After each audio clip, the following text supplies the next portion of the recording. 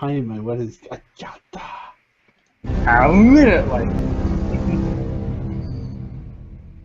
Alright, hello everybody. I'm back. Sorry for the delay or the absence, I should say, last time. God intervened and decreed that I would not have access to internet.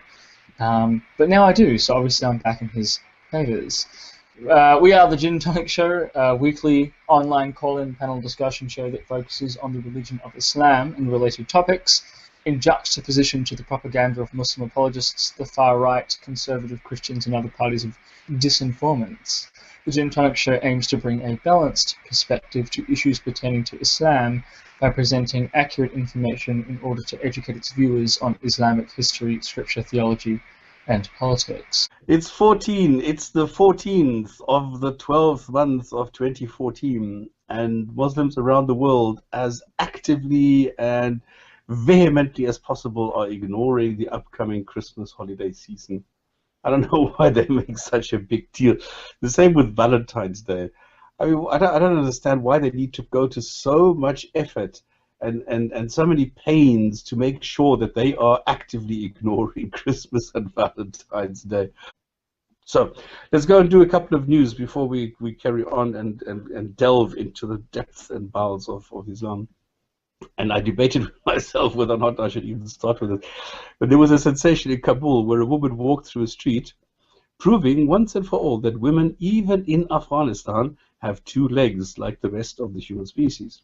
Because the sensation was that she was wearing, a longish dress, a midi dress, which left the ankles uncovered. She also presented her neck for the entire male world to gawk at. Now, nobody knows who she was or why she was doing this, whether she might have been a foreigner who wasn't aware of this. Anyway, this woman walked, and this was a sensation because somebody snapped a photo of this, and this has gone viral in the Islamic world. So even in Afghanistan, women have two legs. Oh dear. Now let's make a bit of a break. In Switzerland, people who support terrorists and the cutthroats known as Daesh, they're officially charged with joining a terrorist organization. Okay, so this is what the Swiss people have decided, that Daesh and Boko Haram, they are not friendly people, they are terrorists. And if you go and join them, you are joining a terrorist organization. So you need to be aware of this. Now, one guy who came back home, I mean, he was sick and tired of all the killing and all the brutality. He was not sent to jail, but he was given community service as a road to integration rather than strict punishment, and incarcerating him and making him even more aggressive towards anything that is non-Muslim. And the funny thing, Denmark is taking a similar route. We'll have to wait and see what happens to those who are either fed up with the situation in Iraq or Syria and returning, back to Europe.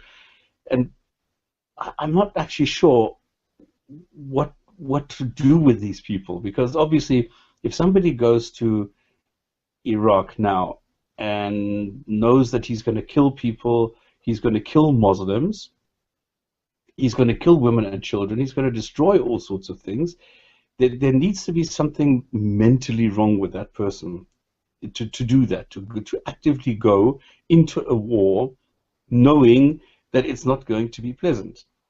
But then how do you punish mental delusion?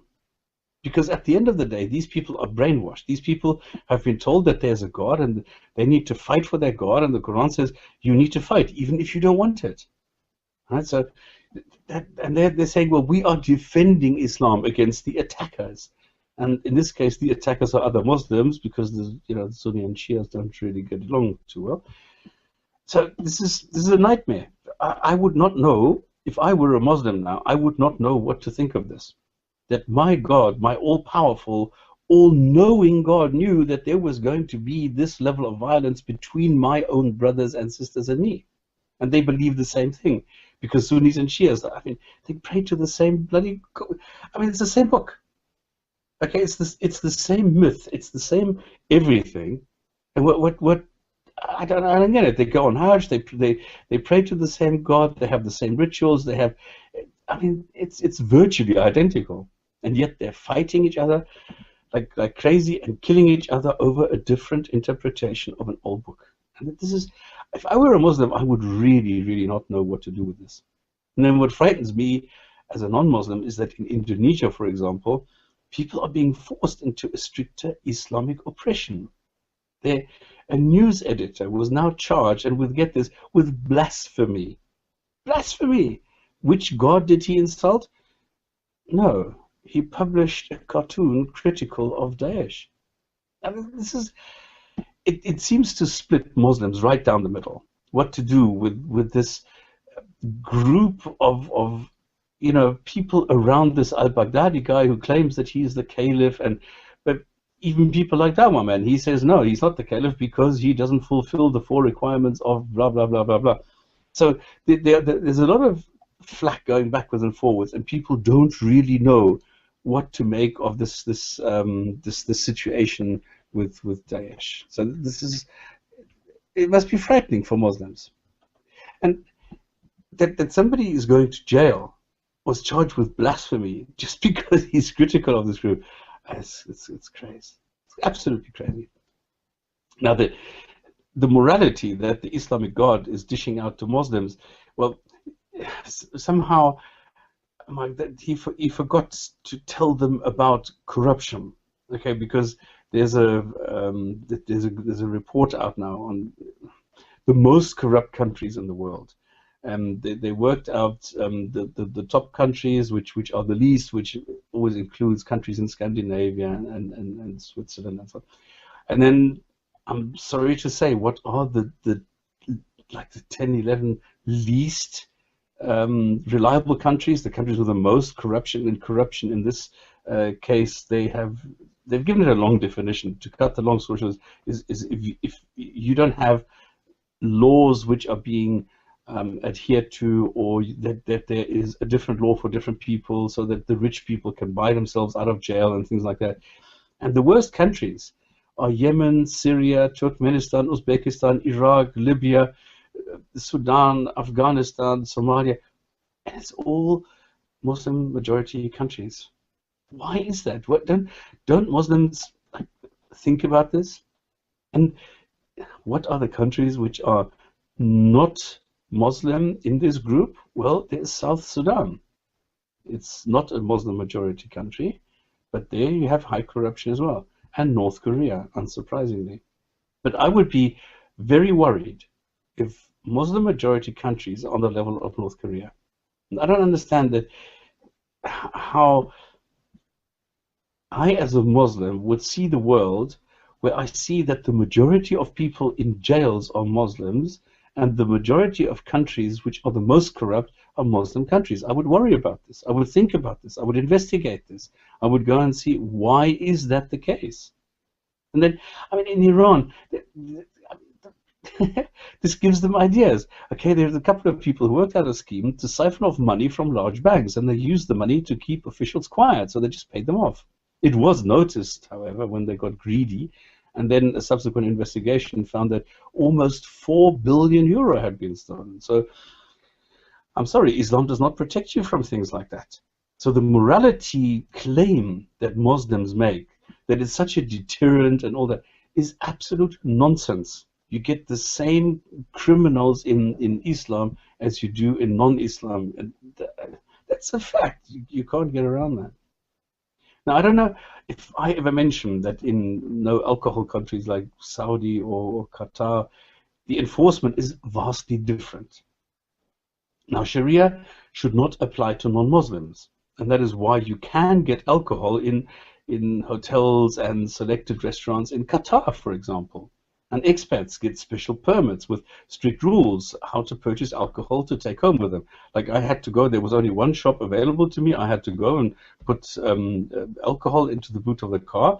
I was not allowed to make a detour, and this was specified. I was only allowed to go shopping there if I signed that I went from the shop home the quickest, shortest route. I was not allowed to stop anywhere, and I was not allowed to unpack the boot in plain view of Muslims. I had to do this quietly so nobody would see this. So there were very strict rules.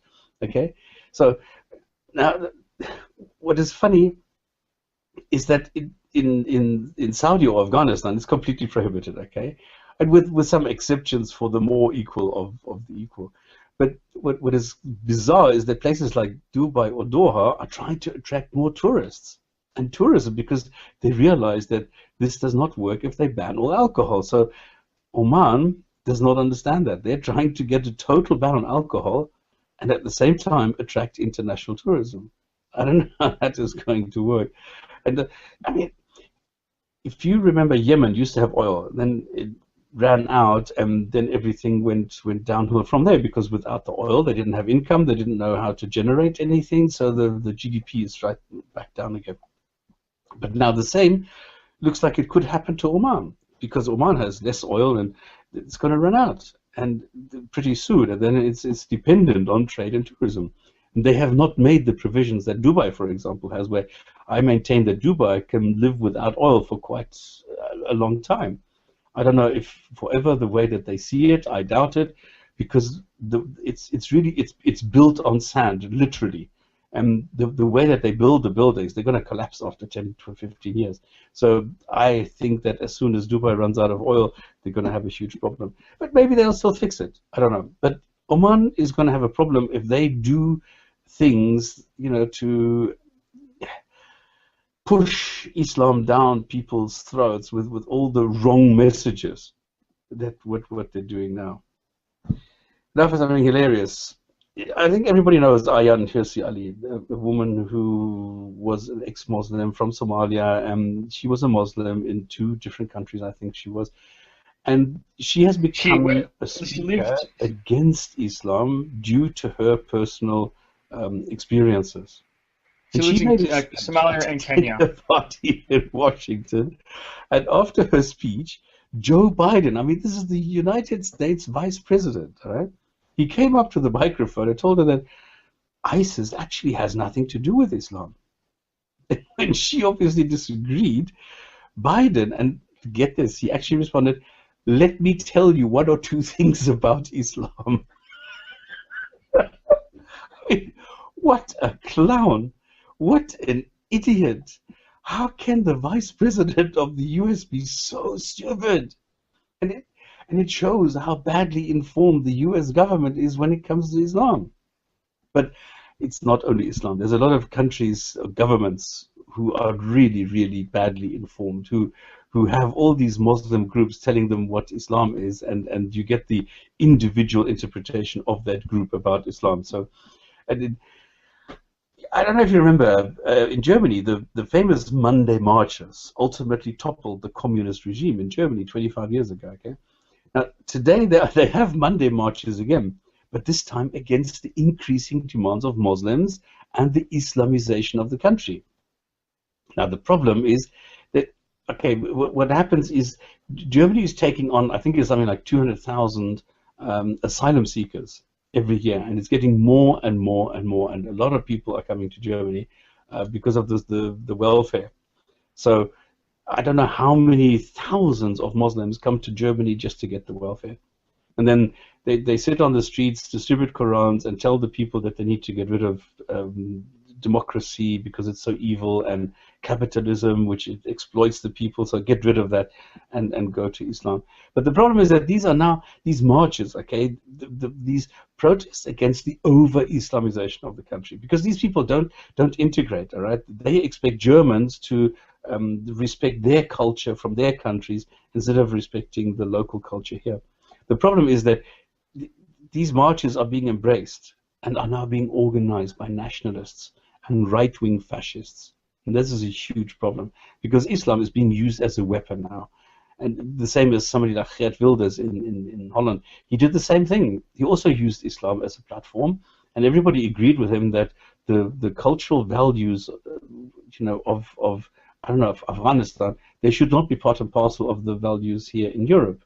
And this is being abused now politically by these people. So that you get this high-level volume of uneducated asylum seekers from Muslim countries, which is straining the country's economy, and this is being used as a weapon. So it's a pretty delicate situation.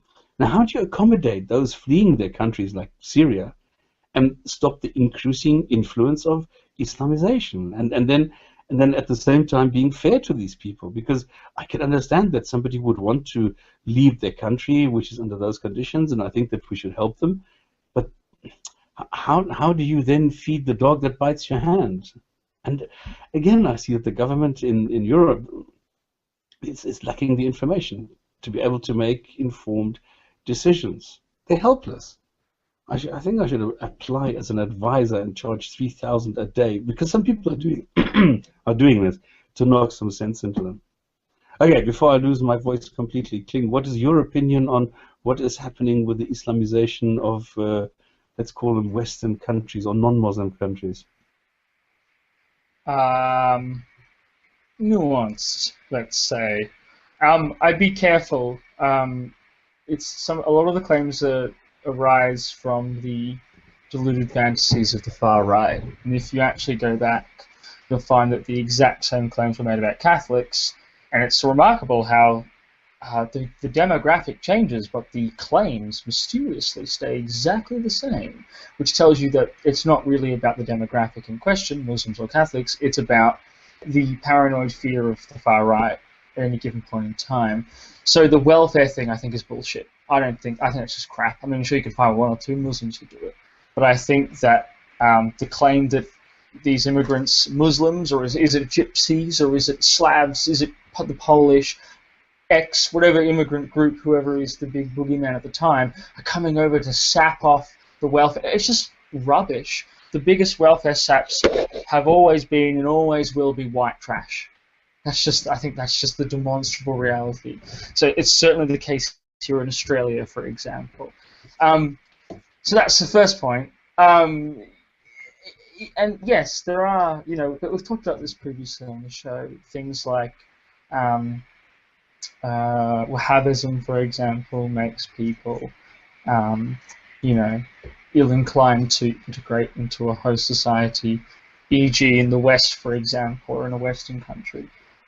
Although, I think in fairness, it's probably the hostile social environment in the West to Muslims that really helps to make ideologies like Wahhabism appealing to Muslims here. Especially after 9/11. I mean, Hainer Darboy talked about this 2 shows ago, for example, that post-9/11 phenomenon and the harassment that Muslims get. So I think it's very complicated.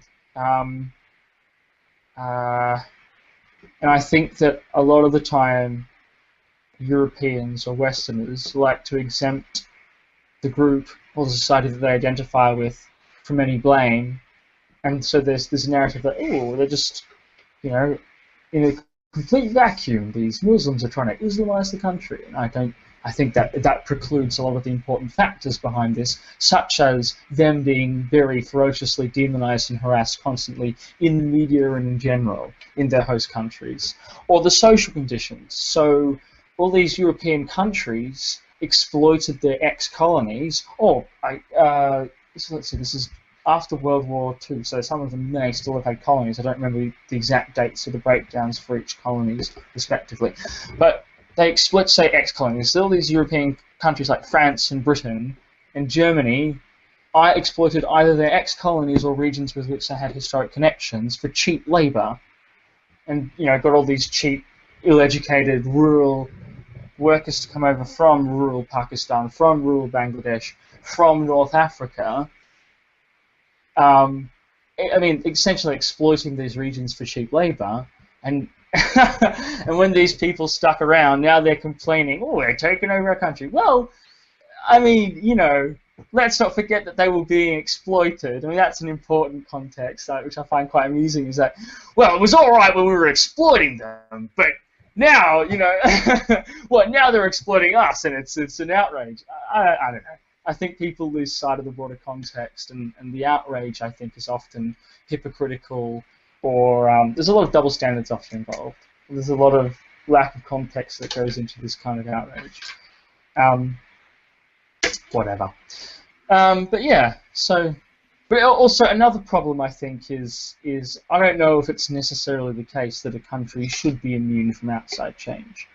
So even though I don't like, for example, Wahhabism or Wahhabization or whatever term you want to use of a country, for example, I think that would be crap.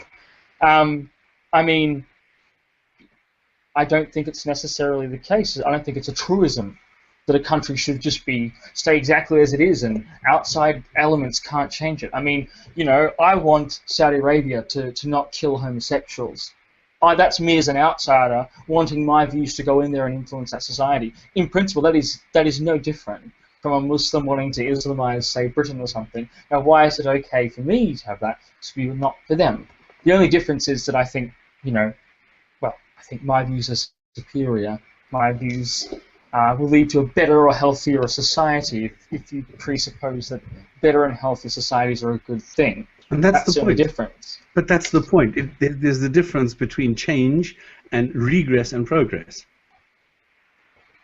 Yeah, relative to whatever parameters or criteria you've set for what constitutes progression. Yeah, and it is true that here I am the one who is defining progress. Because for me, progress is if you do not arbitrarily kill people because of their sexual views or because of their looks or something. I do not like other people coming to me and saying, you are not allowed to drink alcohol. What's it to them? Fuck off. If I want to do something, it's up to me. If I want to smoke dope, it's up to me. They cannot go and now say, because our book says something, that now you need to adhere to this book. No, it does not work like that. And if a Muslim comes to me and says, fix your women, we've all heard the discussion with Richard Dawkins when the guy says, fix your women. I mean, how the audacity. How can somebody come to me and say, fix your women, go and tell them to dress properly and cover up at all this shit? I am sorry, no, I am not going back to the cave.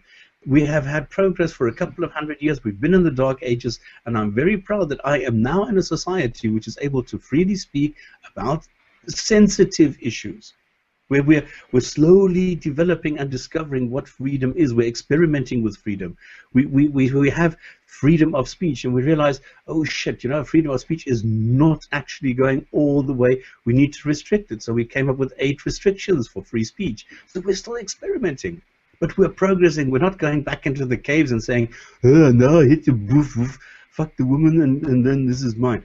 Oh, we're past this stage. We don't club each other. We take people to court. This is the new reality. So anyway, I see that there is a difference between saying I would prefer homosexuals in Saudi Arabia not to be hung up, or homosexuals in Iran not to be like displayed in public.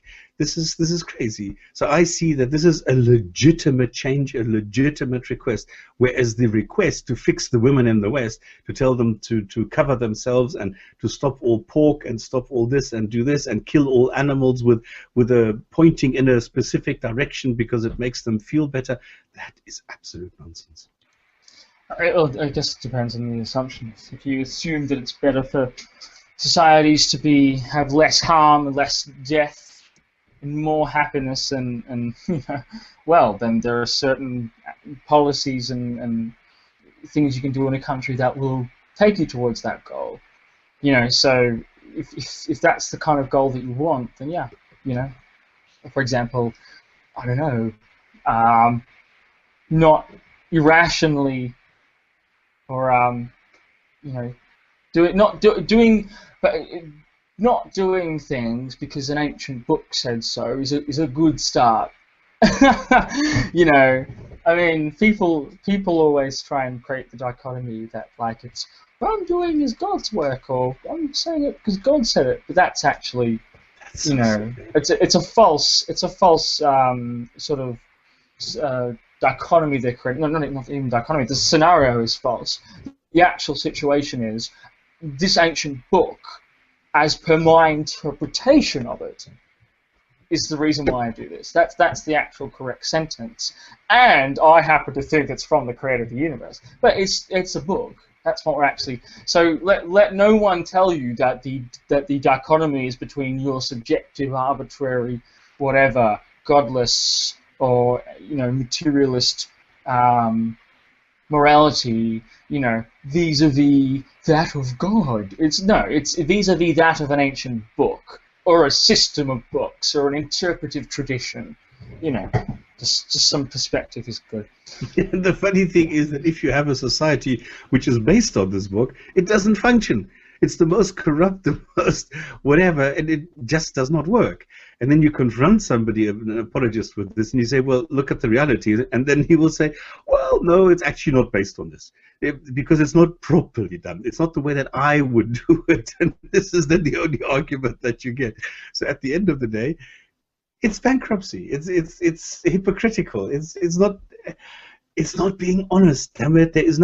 I see so little personal integrity in the apologists, in the Muslim, the Christian, Jewish apologists, the same thing. Like the Christian apologists, I had a discussion now where I said, come on, you're Jesus. I mean, he lied, he stole, he killed a whole herd of pigs, and he goes and stands in front of a tree and curses. That guy is not sane.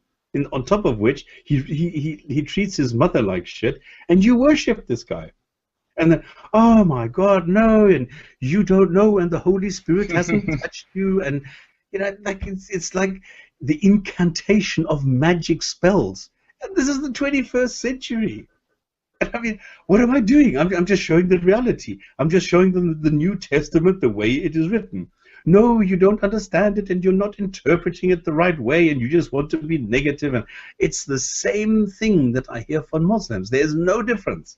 Whether you speak to a fundamentalist Christian or a fundamentalist Muslim, there's no difference. And this I find hilarious. Indeed. I agree. Did you just, because last time we had some very interesting points made by people when it came to apologists, the personal experiences of apologists, and how they find, or how people understand their arguments and what they see them as being. And what is your experience with apologists? What is the most captivating, mesmerizing argument that you've ever heard from a Muslim apologist? None of them. No, you're not supposed to be that honest. Well, honestly, I kind of think, and some people will be like, "Oh, see, he's close." No, it's not that I'm closed-minded or something. It's that all the arguments are crap, like really crap. That's not a problem with me or my approach. That's the problem with the arguments being presented. Yeah. They're just ridiculous. And I mean, half you don't know how the universe came into being. Yeah. Oh, so what? It doesn't mean anything. Oh, okay. Therefore, by default, I guess knowledge absolute is bestowed upon thee. What? I mean, and honestly, half the problem usually starts with just the terminology. Exactly. The terminology being used is usually so loose. We agree on something. I can't believe it. It's just. I mean, so for example, I'll get a coffee.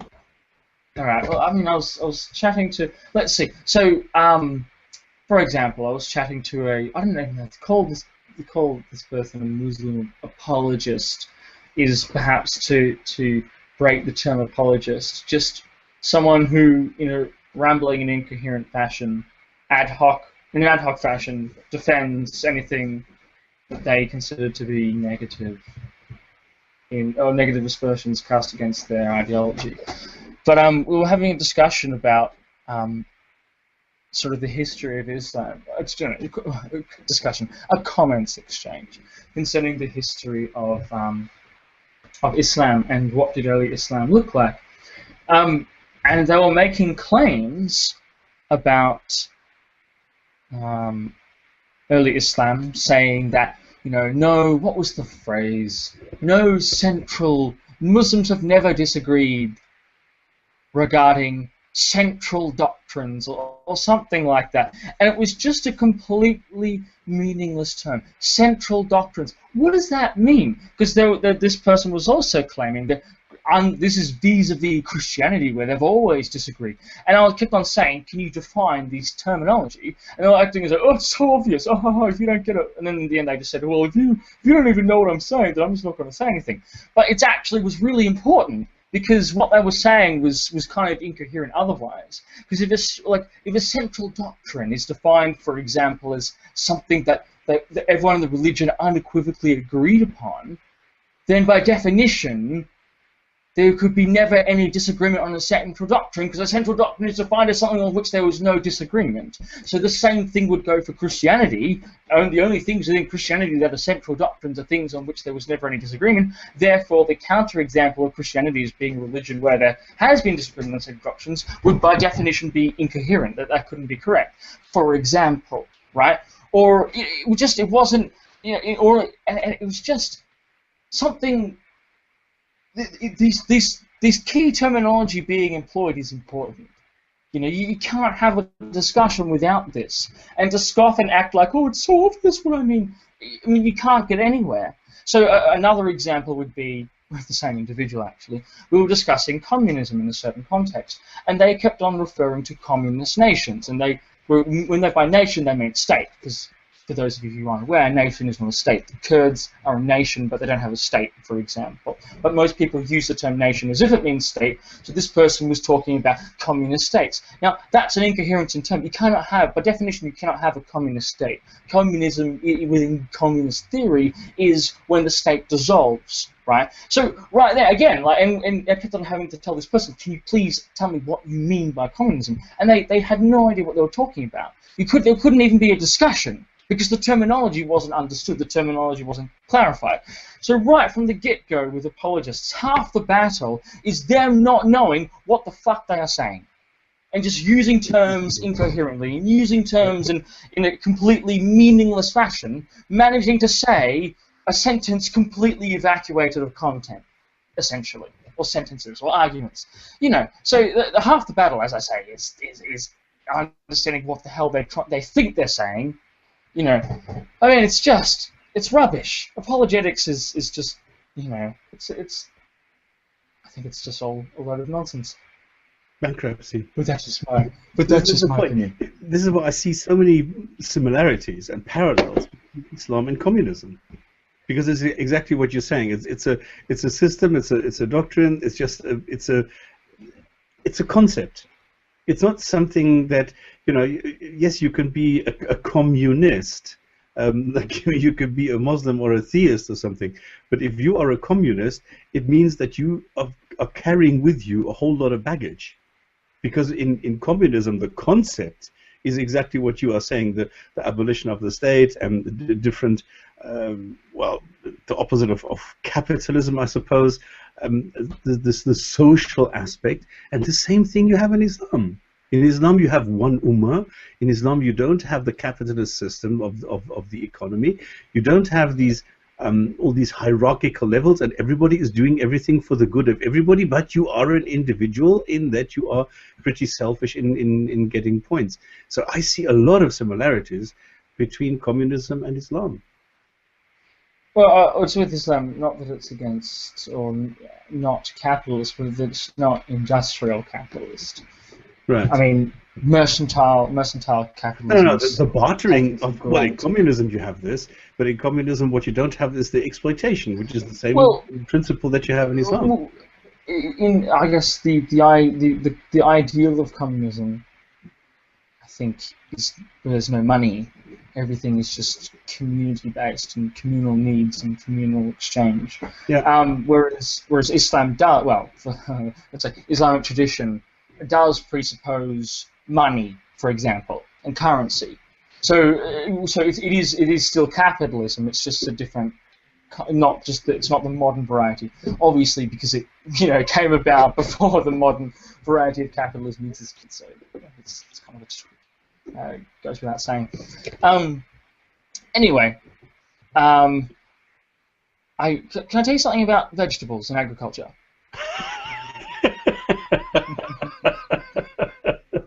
Oh, this is brilliant. Yes, please. Because before the show was starting, I was cooking some vegetables. Right? I'm going to make this personal. I'm going to bring in a human interest, human element to this story, okay, to bring into this discussion. So I was just cooking vegetables before, and this weekend I built a garden with a friend. So this and so this nicely slides into the topic of agriculture in the Quran seamlessly, a segue. So basically, I've already talked about this before, but I've done more research, so I can be more specific now. Interestingly, what would you say is the environment that the Quran reflects? Literally, the environment. Well, it's one of barter. Not really. Trade. People. This is actually of goods. Not really. Mercantilism is actually quite minor in the Quran. This is a so-called like a dogma, if you will, a doctrine that became rooted within sort of Islamic studies and therefore forthwith in the popular discourse that Mecca was a trade center. The Quraysh were traders, and Muhammad was a merchant, and therefore the Quran is mostly talks about trade and commerce. And I too once thought this, but actually, this is quite puzzling. I guess it's like you read through and you just like take whatever, you just like okay, whatever, and then when you read through again, you'll spot all these things that you just hadn't noticed before. I could give movie analogies, but I won't bore you with that. So, interestingly, in point of fact, the Quran actually does not really presuppose. I mean, there is mentions of mercantilism in mercantile language, for example. Yeah, that's some what I thought, metaphors, but overwhelmingly, the environment that the Quran reflects is agricultural. A flourishing agricultural environment is actually what is reflected in the Quran. Overwhelming. So the Quran makes numerous references to agriculture, variously and often copiously, alluding to harvest, lentils, vines and grapes, herbs, cows, onions, sheep, garlic, grain, gardens, tillage, cattle and flocks, cucumbers, pomegranates, dates, figs, fruit, sowing and planting, olives and olive trees, etc.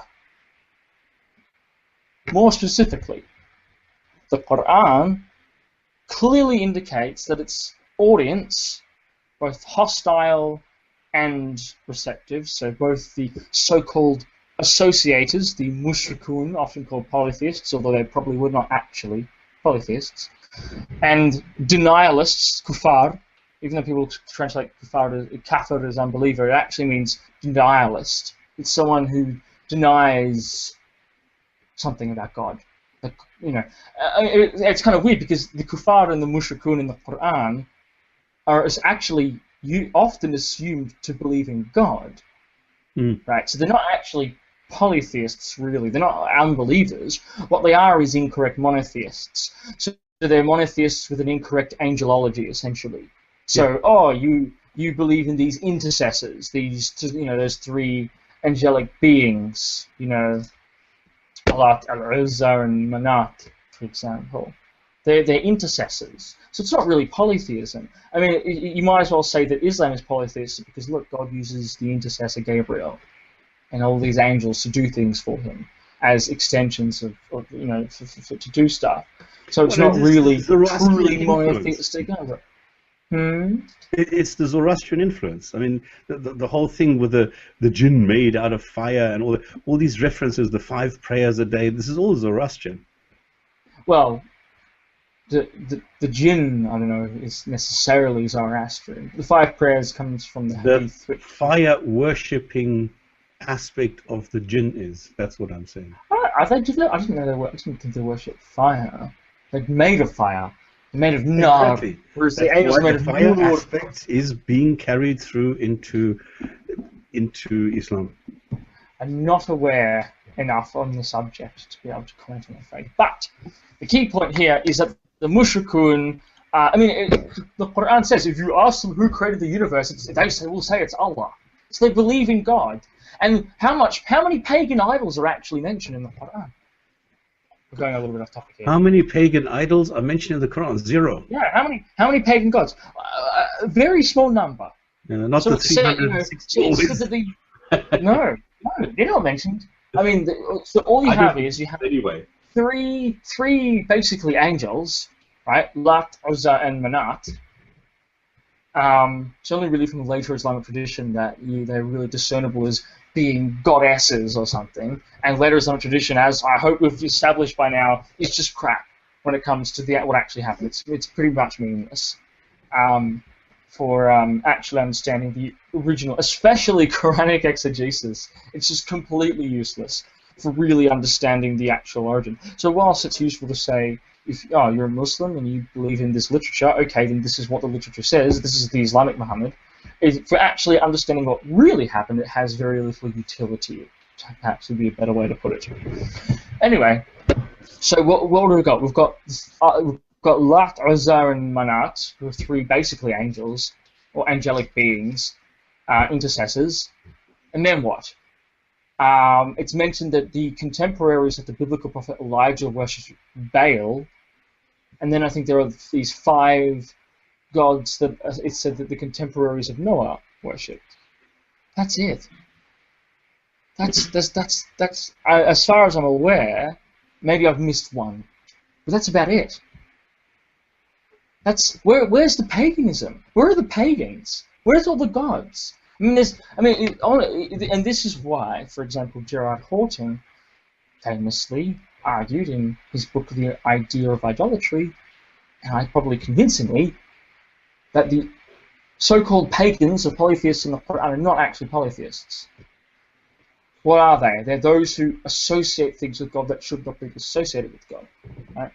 And an example of that is Christians and Jews. Yeah. So the Christians associate with God. The Christians associate with God a son, for example, or a Trinity, a Trinitarian, nature. Yeah. I could change that's my mind. association. I agree that this is okay. I have this thing because I just simply accepted it. That's why I believe it. But I can see your point, and I would be able to very quickly change my mind on that. Yeah. And it makes more sense because constantly the Quran just is referring, usually pretty briefly and glibly, to all these biblical narratives. The audience is assumed to be intimately familiar with Jewish and Christian materials. Yeah, there are things that point to that. Correct, yes. Prima facie, without the theologizing of later Muslim tradition from 200 years onwards, what we're really looking at in the Quran, what the text just seems to suggest in and of itself, is a monotheistic environment. Even the mushrikun are actually monotheists, just the wrong kind of monotheists. And in the same, and I've mentioned this before, but I'll mention it again because I think it's important. What did the medieval Christians call Muslims? They called them pagans. What did the medieval Muslims refer to Christians as? Mushrikun. Of course. Right? Which by that point, well, they still do today. Yeah. So exactly. So obviously they're not. Christians are not polytheistic. They have one God. It's a trifecta, but it's still one being, right? Maybe one day you can explain this to me because I don't understand. I think it's stupid and it doesn't make any sense. But it's still meant to be 3 in 1. It's still one. Jews, and Muslims, of course, only believe in one God. They have all these angels and Muhammad, who's basically worshipped, but they still have one God, right? So of course Christians must have known that. It's just inter or intra-monotheistic polemic. This is just the sort of language that they use. What did the Protestants call Catholicism in the Catholic Church? They called it pagan. Obviously, it's not fucking pagan. Obviously, it's not polytheistic. They don't believe in one God. But that's the rhetoric, right? So it's important to know this. Anyway, well, I've totally gone off track. The point is, before you get back on track, let me just quickly say, because I see that the GP and Silent Walker is making some excellent points here with Christianity being, like Islam is akin to theological Christianity on money, how to separate it from the spiritual ideal. Exactly this thing. And just in case, if anybody wants to join, I have opened up the chat, so if you want to go to the comments, you will see the link. Just click on this, join us if you have any suggestions or comments or whatever. Okay, sorry, Kling, carry on. Unless we'll just wait until Kling is finished, okay? Okay, so anyway, the key point that I'm getting at here with the agriculture is that the Quran basically presupposes an agriculturalist society of farmers. It presupposes an audience intimately familiar with farming and horticulture, and not. I mean, it's as Quranic puts it, the archetypal mushrik is an agriculturalist. Now, there's a problem here because modern-day Mecca is a barren, arid area. You cannot grow. It doesn't have this flowering, flourishing, vibrant agricultural environment, and it never did. It's not an oasis, no. So how does it work? Why? And the thing is, even the so-called Meccan verses presuppose this environment. So what are we to make of this? Well, if we just look at the Quran in and of itself without having to impose, all this Muslim exegetical literature from centuries later, it's very simple. The Quran is being produced in an environment that contains, an agriculturalist farmer environment where people are growing grain and olives and figs and grapes and wheat grain. So what does that suggest? Well, for those not familiar with the situation, olives grow in the Mediterranean. They're a Mediterranean crop. So wheat is the same in this context. I mean, there was no wheat or olives grown in Arabia. I think the earliest mention is that Muawiyah, the Umayyad Caliph, the Umayyad ruler from, 661 to 680, tried to introduce wheat, I think, into the Hijaz. Which, again, if that's the earliest introduction, then how is it that the Quran can presuppose that its audience are growing olives and wheat? Because even olives, I don't think olives can even grow in Arabia. Or I think maybe there have been some modern attempts. Definitely didn't grow there in ancient times. I mean, and you might say, it's Taif, right? That's what's being referred to. Taif, near to Mecca, where the Quraysh supposedly also lived. This was an oasis. This was an agricultural environment. Great, but we still have the problem of wheat and olives. They don't grow in the region. They can't grow in the region. They couldn't make them grow in the region in ancient times. So what are we left with? Well, where did olives actually grow? Well, the Levant. Same with wheat. Now, I mean, they grow in other regions around the Mediterranean as well, and wheat obviously grows elsewhere as well. But remember, this is an Arab audience. So when we realize that the audience is Arab, and they grow, and they are assumed to grow wheat and olives, then there's only one location that fits, and that's the Levant. It's Syria, Palestine. It's Jordan. It's that region. So it would seem, in and of itself, that the Quran presupposes that its audience is essentially a Jordanian context. So I thought that was quite interesting. Yep. This is just more evidence for this idea that Quran actually... And we've had so many indications. We've had this topic so many times. And it amazes me that not more people understand this and that not more people see this. It's so obvious. I'm writing a pretty extensive article on the subject. It'll be done soon. So hopefully that can... Going through all the evidence, and shedding light on the subject. It's pretty interesting. Okay, anyway, say hi to Alasa. We have a guest. Hello. Welcome to the show. Can you hear us? Are you with us? Alasa, if you're talking, you've muted your microphone. Now you've muted it. Now I can see the mute symbol. Oh, okay. You've actually... Your microphone is not connected, I don't think. Because now I see the mute symbol. Hold on, you're actually muted now. Now it's unmuted. Okay. Now it's unmuted, so we should be able to hear you right now, but we can't. There's no noise. So your microphone must not be actually connected. Or he's muted it in the computer, because you can also mute the microphone internally. Right. Oh, whilst you try and sort that out, what else is there to... Well, I thought that what GPZ was saying, that the 1800s are at the capitalism when the whole thing started. with money and investments and things like that, then communism was actually trying to improve on this, and this is correct. And it tried to be capitalism 2.0. It's exactly the right expression.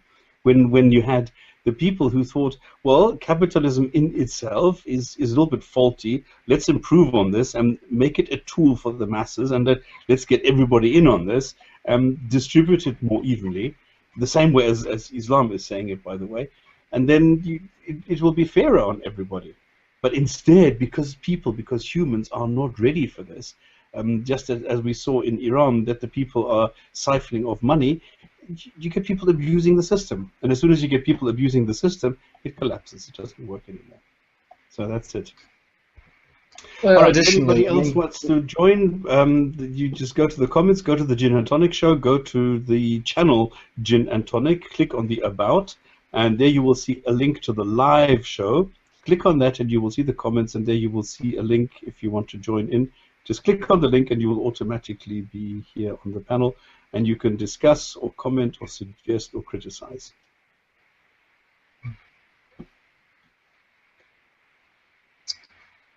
Yeah, anyway, what else has been going on?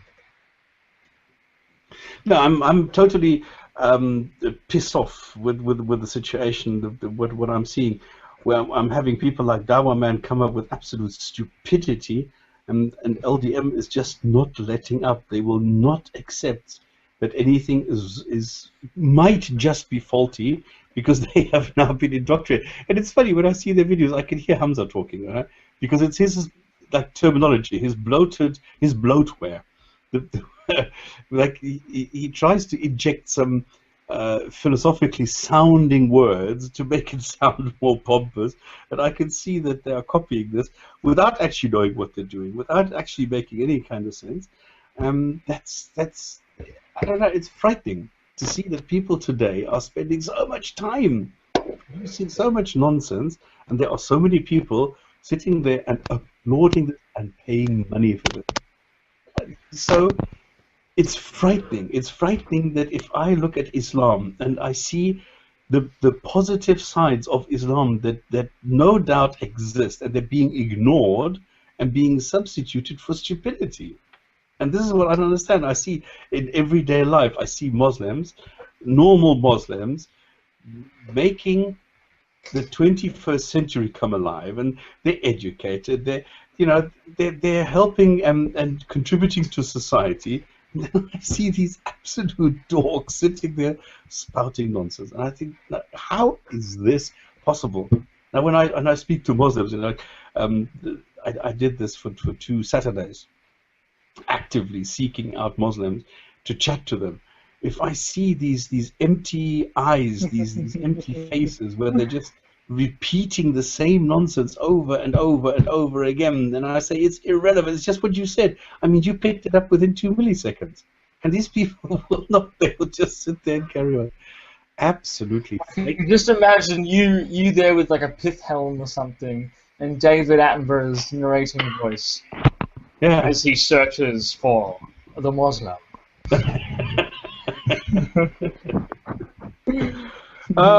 In search of his quarry. Anyway, I can tell that the Alas's there was a noise. Audio is mended. So welcome to the show. Hey, you can hear me? Yes, welcome. Hey, beautiful, beautiful. Hey, I love your guys' YouTube videos. They're great. Oh, stop it. Oh, hang on. No. You're not going to get off that. You need to qualify this, because you need to remember we have 3 different types of videos. Okay, we have the serious videos where we go into history, we go look at the facts, we dig. I mean, sometimes I take 6, 7, 8 months of research before I can come out with a video, because it takes a lot of work to look at the sources and to find out. Then we have the light-hearted, interpretive videos, and then we have the indulgence. I call them indulgence videos, like what I'm doing with LDM. The fun or what Ramio videos, what Klingschor is doing. You know, when we take people to task and say, listen, look the fuck what you're doing here.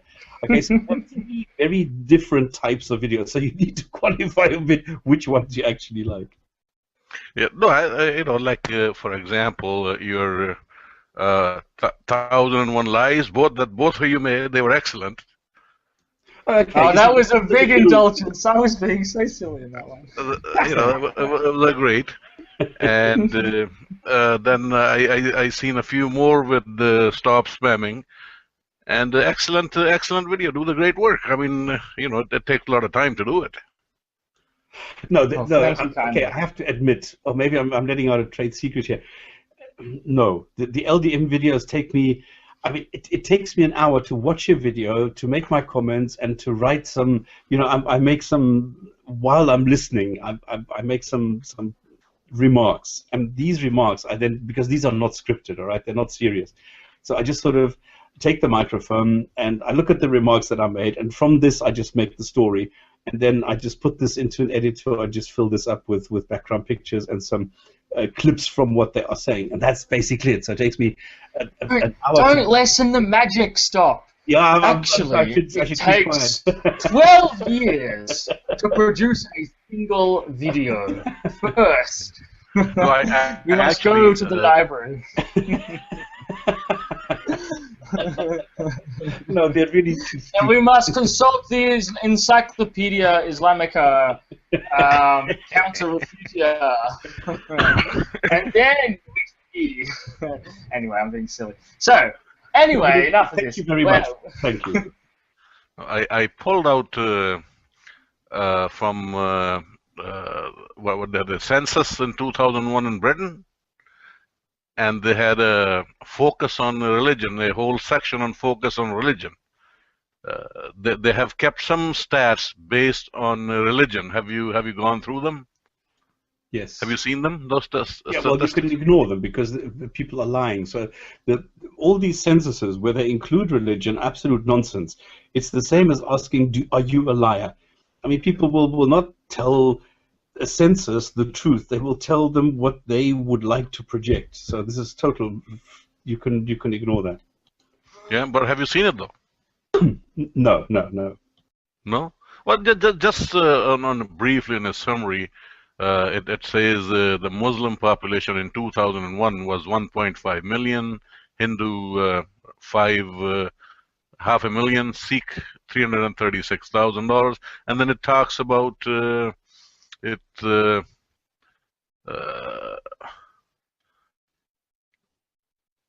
says, let me pull it.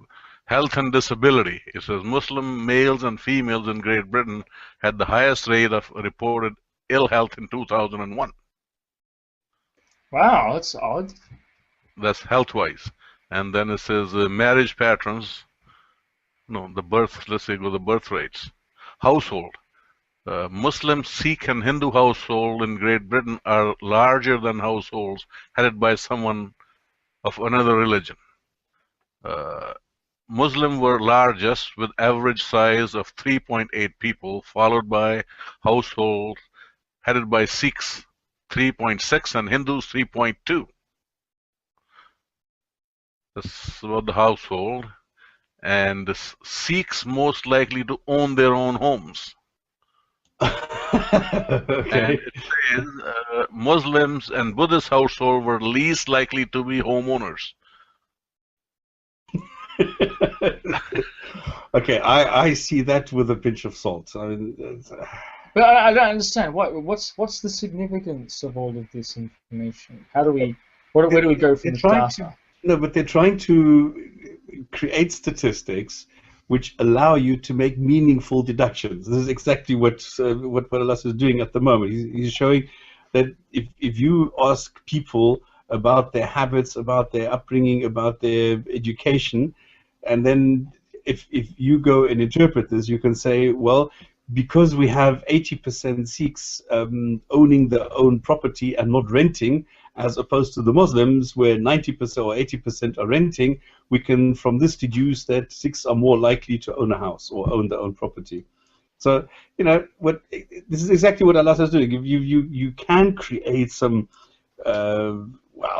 conclusions, but I think this is totally nonsensical.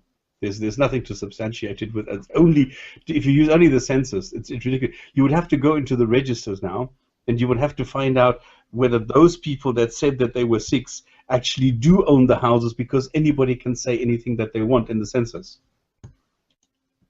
Yeah, well, something is there, maybe not very accurate, but like otherwise you're just taking a shot in the dark. Exactly, and you can say that there might be a trend of something, but I think the censuses, I think they're very, very shabby, and they're not really worth much. Yeah. And like you say, you pulled out, so you did not answer any of the questions, which you're entitled to do, which a lot of people do, which again fuzzies it by a lot. Well, I don't know really the economic conditions of Muslims both in France and in England. I know in the U.S. They are actually better off than any other place in the world.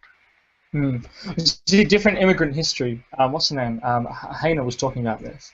Because in Europe, most of the Muslims have come over as cheap labor, whereas in the lowest tier of society, whereas in America, they came over mostly as wealthier immigrants, seeking a better life kind of thing, and so are more likely to be professionals or middle class.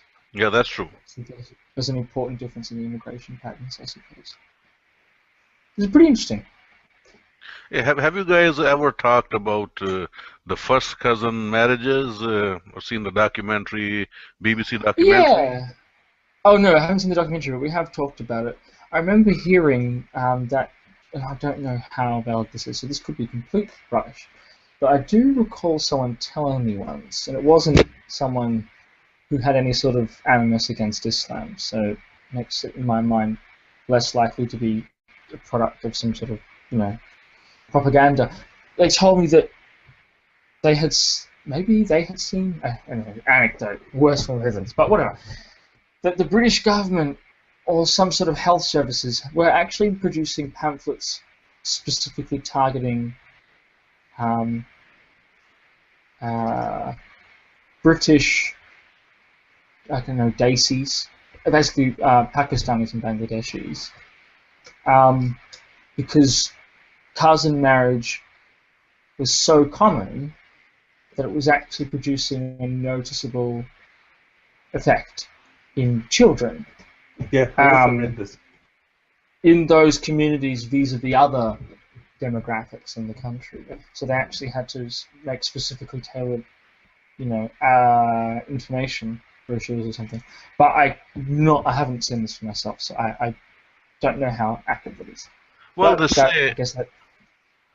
they said 30% of all children are born through first cousin marriage, mostly among Pakistani and Bangladeshi couples. Really?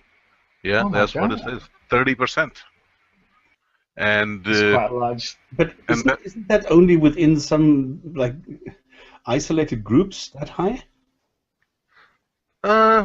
I don't think it's isolated. I mean, I know even among the educated Muslims, a couple of them I know, they're educated, but they're married to their cousins. Yeah, because even if you look at Pakistan itself, it's not all across Pakistan like that. There's only Waziristan, and there's some tribes further up north, I believe. Which but have this is phenomenon. the point, right? When Britain brought over all this cheap labour from Pakistan and Bangladesh, most of the labour came from a specific local region.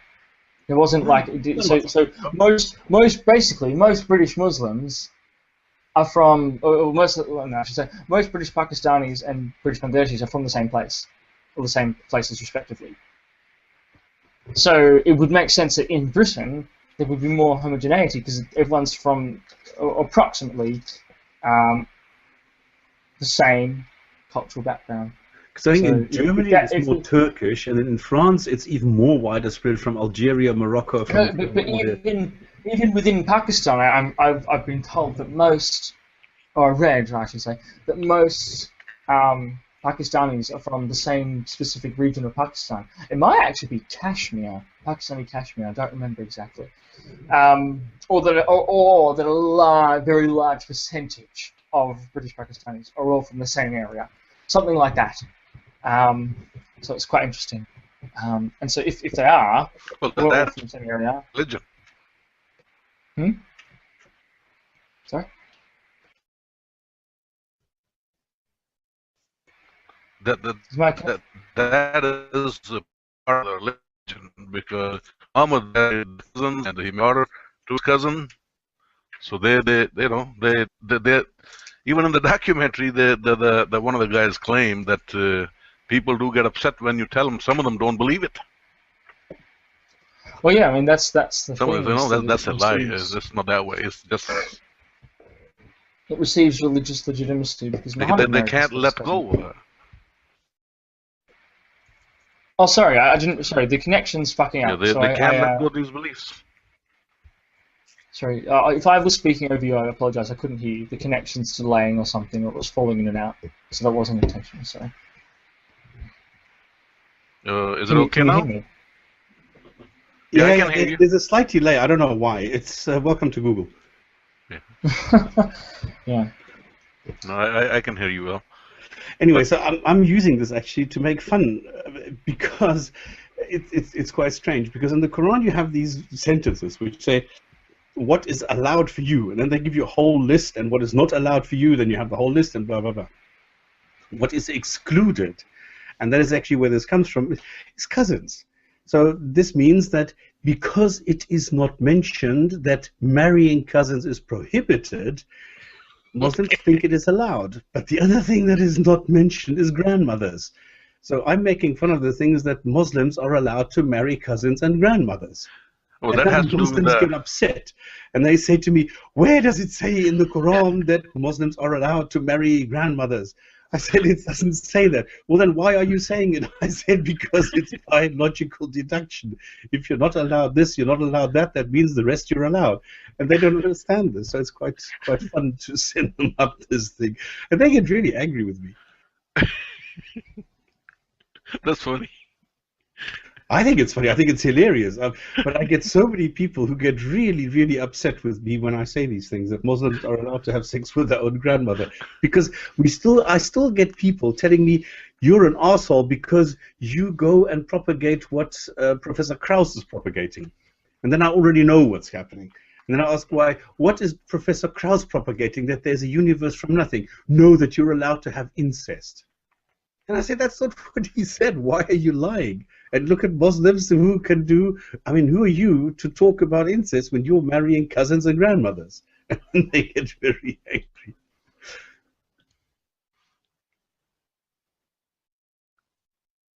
Very cheeky stuff. Do you have any other questions or queries or any topics you want to talk about, Rasa? No, that's okay. That's all I wanted to know. I'm just going to go make some tea. I'll talk to you guys later. Oh, there's one hadith. You know, I'm meaning to ask you about one hadith that I read, and I am really puzzled by it. I thought I'd bring it to you. It's from Umar bin Khattab, and he said that during the life of the Prophet, we never spoke to our wives openly and freely, lest there be a revelation in this regard. And after he died, we start talking to our wives freely and openly. You know, what I think he's saying is they were kind of afraid to talk openly and freely because Allah may find out and He may take out any romance out of their life. And once he died, they said, okay, no more revelation. We can do whatever we want. Is that what it would mean? I've seen this, and I've had the same thing what you have, and I thought, what does that mean? Well, the only explanation that I have personally, all right, this is not... Well, that's the only thing I can think of. It's the only thing that people are saying, okay, well, we can't really do that because maybe something is going to crop up which is going to say, no, you're not allowed to do that, and then in retrospect, we've sinned, so we'd rather not. So this is exactly the same thing. I don't know, Kling, have you heard about this? He's gone to make tea. Sorry. Oh. I'm just. Say that again in summary. There's this hadith which says that we didn't talk to our wives, and then when Muhammad was dead, then we were allowed to talk freely about all sorts of subjects, because they were afraid that if they did talk about a certain subject, this was going to be prohibited later on. But then when Muhammad Allah will find out. If they don't talk, they don't in front of the Prophet, Allah won't find out. Yeah. Have you heard? Have you read about this? No, I haven't. But I mean, I wouldn't. Most hadith were probably produced for some kind of theological or political, cultural, or just narrative need. So I wouldn't treat it as. But it is interesting. I guess maybe that. Would you say that if you've described the hadith correctly and I've understood your description, would you say that that kind of reminds you of you buying alcohol was it your dad buying alcohol in Tehran, and then an Iranian nicking it and having the curtains closed and saying, well, if the curtains are closed, God won't be able to see. Is it the same kind of... No. This is like, for example, if you were doing, I can't remember now, if you said, no, I'm not allowed to marry my daughter-in-law, well, and you said, no, it's terrible. If you want to marry your daughter-in-law, that's horrible. That's despicable. That's morally corrupt. And then suddenly the Quran comes up, or there's a revelation that comes and says, oh, well, hang on, not so fast. You can, under certain circumstances, marry your own daughter-in-law. So the people have now castigated something that was allowed, or they can embrace something which would later be prohibited. So rather than risking their well-being and their top spot in the waiting queue for paradise, they'd rather keep quiet and not talk with their wives about certain subjects, because it might be the case that they would be prohibited later on. Then, when Muhammad died and they knew there was nothing else, no more revelation to come, they said, well, now we can talk about these things, knowing full well that they will not be prohibited at a later stage. So this is the funny story, that the people were hesitant to talk about something because they were afraid that it might be prohibited or condoned or whatever at a later stage via a revelation, which didn't happen anymore when Muhammad was dead. Yeah, precisely, because it's specifically mentioned, least there might be a revelation in this regard. So, they mention that in the Hadith. And we're wondering whether you have heard about this specific hadith. No. Similarly, comment on this, what other people might, because this is the only explanation that I have, the common sense one. But I don't know if anybody else has any further information, because I never really. No, I've never encountered it. I'm afraid. All right, I'll let you guys carry on. I'll join in next week as well. But I'll listen. Yes, thank you very much for always providing the hadith. I never know. Should I now prepare one or not? And then here's our answer. There we are. There we go. I'll read it later. Thanks, man. So what have you got? Let's get to the real topic. Yeah, definitely. I don't know. I just wanted to just get in here, and then I like history, and that's one of the reasons I wanted to get in the conversation, because you guys were talking about the history of Islam. So I had a couple of things that I probably thought I'll just throw in, and maybe we'll start having a conversation. Great. Yes, go ahead. So first thing is, one thing I wanted to ask. I don't know, whoever knows the answer can. I think probably more apt for Klingschor. What is the earliest complete Quran, and what year is it from? My understanding is it's from 13th century or something. Complete, yeah. We don't really have, most of the early ones are not complete. Like even the early, so I'm like talking the about the complete. Samarkand and stuff. Yeah, I don't know, but definitely, probably 13th century, something like that. Because even like the Samarkand one and the Tashkent, those are often That's actually the same. missing. I mean, it's slash. You're talking about slash. the London, the Cairo, the Topkapi, and the Tashkent, and the Yeah, the Sana. Samarkand. You know, And what I mean is Tashkent. the Samarkand slash you know what I mean. This one is missing like a quarter of the text or something like that. So the easier answer is I have no idea. But you're probably right. I assume it is something like the 13th century or something. So yeah, go ahead. Stop is right when he's saying that Samarkand is the same as Tashkent, and Samarkand they're not the same city. Topkapi are different. So Topkapi is in Turkey, and Samarkand is in Tashkent, right? Anyways, you missed. I think it was a slip of tongue, I guess, right? The thing I wanted to construct, huh? The Quran was first in Samarkand, and then it went to Tashkent, and then I think it went to St. Petersburg. So when people say the Tashkent manuscript or the Samarkand, they're referring to the same one. It's just different terminology. So it's important to clarify, the Tashkent one / the Samarkand one, because it's the same manuscript, but it's been into different cities. So I just thought I'd quickly clarify. Yeah. All right, Tashkent, Samarkand, they're the same, right? Tashkent, Samarkand are the same. I'm saying Tashkent, Samarkand, and Topkapi are different. Aren't they? The Topkapi is in Turkey, right? There are some. there are many Turkish so-called scholars who went through this, and they claim that they have found 2,100 differences. Okay. Apparently, there are many small variations between the two. No, but these are two different sets of manuscripts, right? Oh yes. That's what I'm trying to say. Yeah, that's what I'm trying to say. Yes, the Topkapi one's in Istanbul. I've actually seen it myself. The Tashkent one actually has a sentence which has the opposite meaning if you compare it to today's 1924 Cairo edition. So there are not small differences, it's actually the opposite because there's an alif missing. Right. There are quite a few differences. There are even the Sana manuscript has quite a few differences with the 1923 codex, right?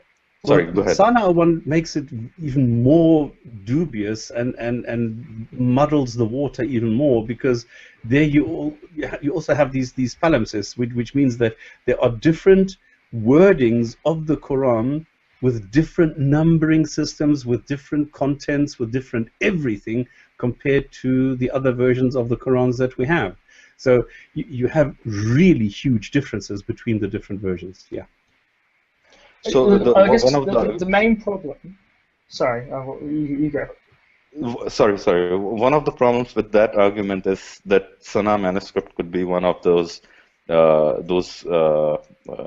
wrong ones, or no, the bad ones, basically, which they say Uthman probably forgot to collect and burn.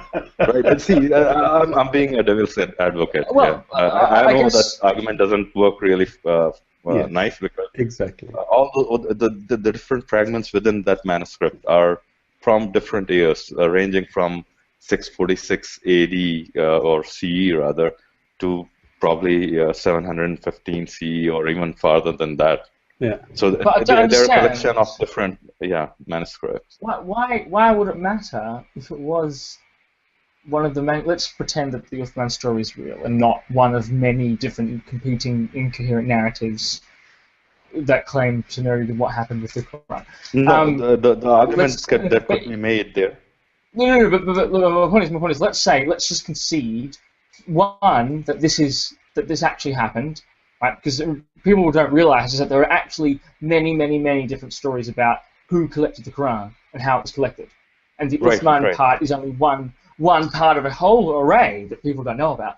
Anyway, so let's just pretend that this is real. Yep, Uthman was actually the one, and I used to think that too, but now I'm not sure if I agree with Fred Donner on this point. Anyway, who cares? The point is, let's just pretend Uthman.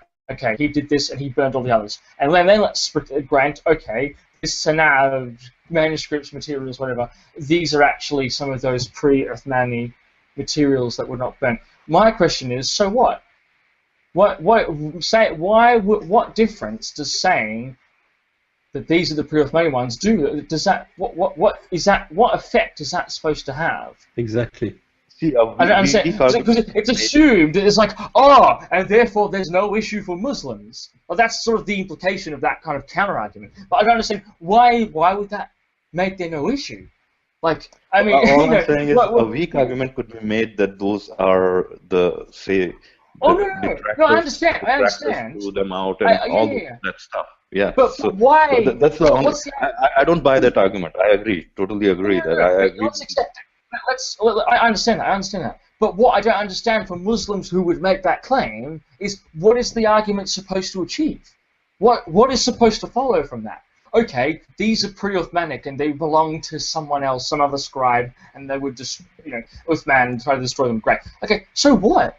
Why does it matter? The problem is they'll claim that that's not the Quran, that you should look upon and say that Quran is still the word that's passed. I mean, and that's just one of piece, basically, a one-off manuscript. Okay, right. So the assumption here is that Zayd was right and every other scribe was wrong. That's actually why this argument is supposed to have an effect, because the implication then is, if you add that premise, don't worry, it was a mistake Quran. So see, what I'm seeing here, you are arguing from the perspective of the whole thing. I'm just saying let's look at this incident or this Sana manuscript as just one single piece in the history of Quran, right? And then just people try to shove it off. And I totally agree when you say that there are many more problems if you go into the Hadith, and then you say that, Zayd bin Thabit was one of the scribe who had his own version.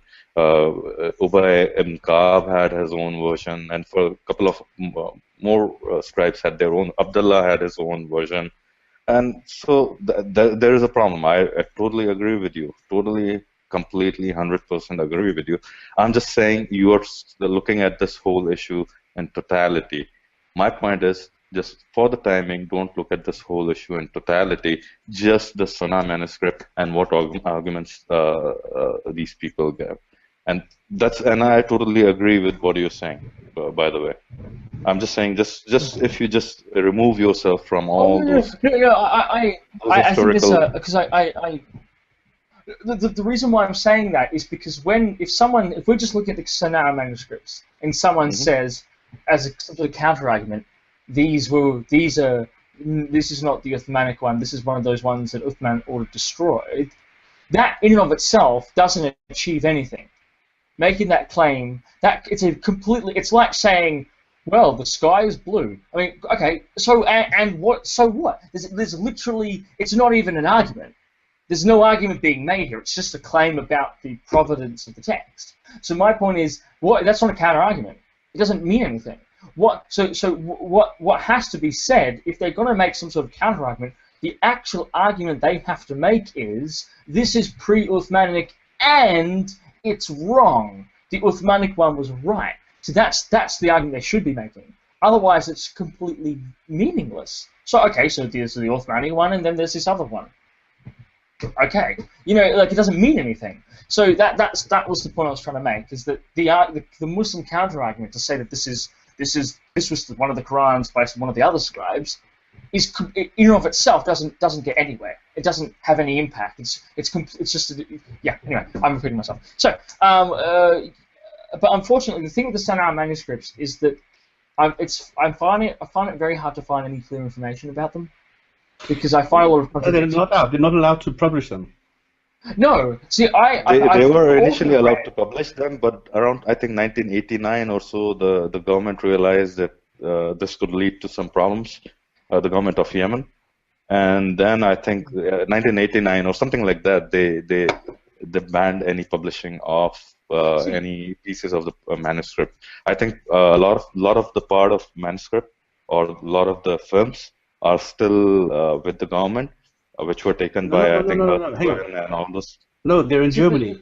They're in Germany because there was a professor in. No, but if it's with Germany, then they can publish it, right? No, they will. No, this is the agreement. This is a sensitive issue, all right? The professor, Professor Gerd Puyn, who did this, who was the head of the project. Head of this research, right? Yeah. No. This was a recovery project. What they were hired to do is, number one, separate all the different pages from each other because they were waterlogged. Because the roof collapsed in this mosque, and they found all these things in potato sacks. Okay, so all the papers were sort of bogged together. So what they called in is a team of experts to go and separate the pages and to go and identify what these actually are. And it took them a couple of years to find out when they had separated them and when they had identified that these were actually Quranic texts. And when they found out that they were Quranic texts, they went and photographed them, and then they did take them, and then the government said, oh shit, we have a problem here, and this could be a huge problem for Islam, for the standard narrative. And then they said, okay, you are going to be removed from this, and you are now going to be responsible for this, that you do not publish them. So they are not out, but they are doing this out of their own free will. They are being considerate towards them. They could explode this anytime they want to, but they don't want to. They want to keep this academically clean, and they're keeping everything quiet. That's all. Okay. I wasn't really sure about. Now I'm going to challenge this, because actually, so this is part of the confusion, because I've read that this is all false. This is all a massive misunderstanding. So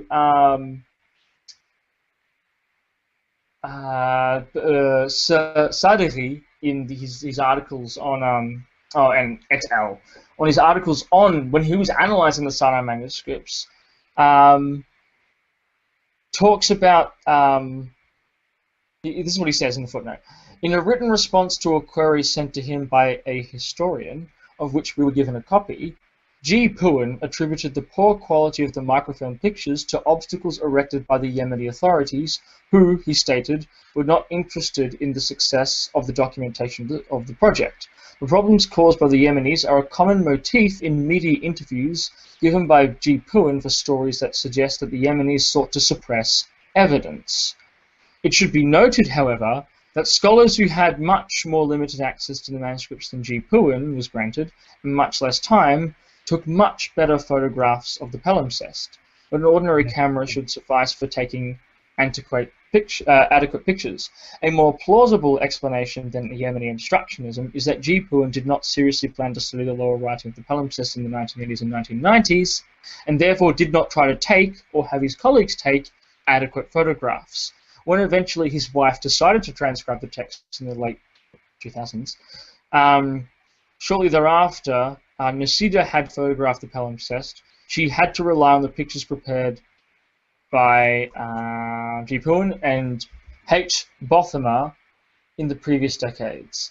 So basically, it's not true, or it seems to be actually unfounded that the Yemen intervened. Actually, this comes about because Poohan took shit photographs.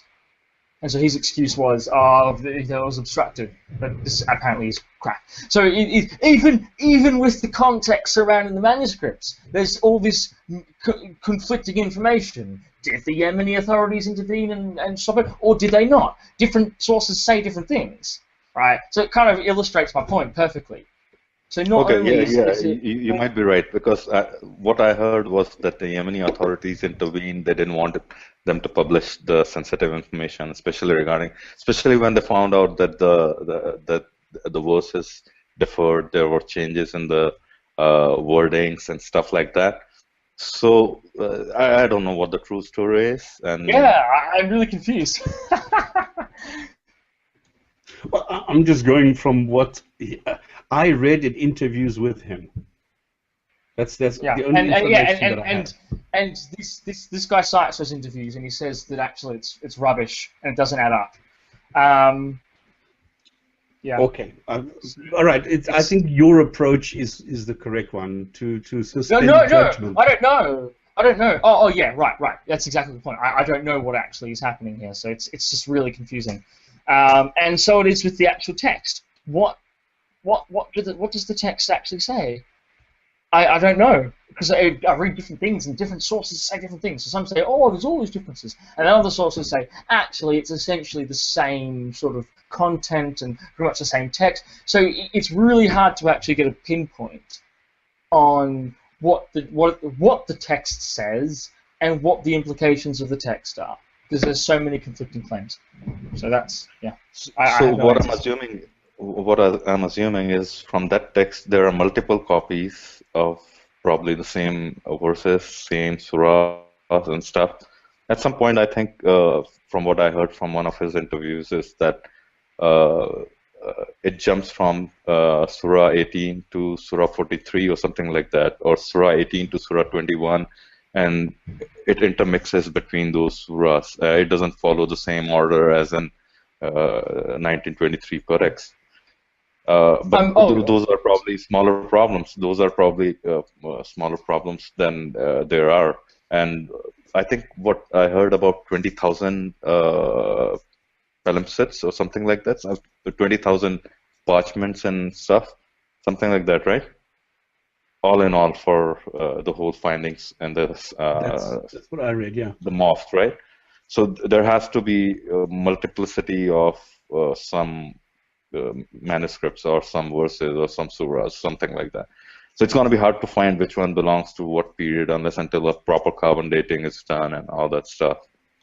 But I don't know what has been done to it, at least what parts have been scientifically subjected to scientific examination. I have no clue about that. I'm just reading here. Yeah, Puin lied. He's clearly lied. Sadie goes on. Everything about the Yemen getting in the way and not wanting people to know is, I think, a lie. He says in 2007, Sergio Noja Nocida and his erstwhile student Munir Arbach, or something, however they pronounce, freely prepared images of the DAM 01 27.1 to 27.1 folios as part of the project founded by Christian Robin.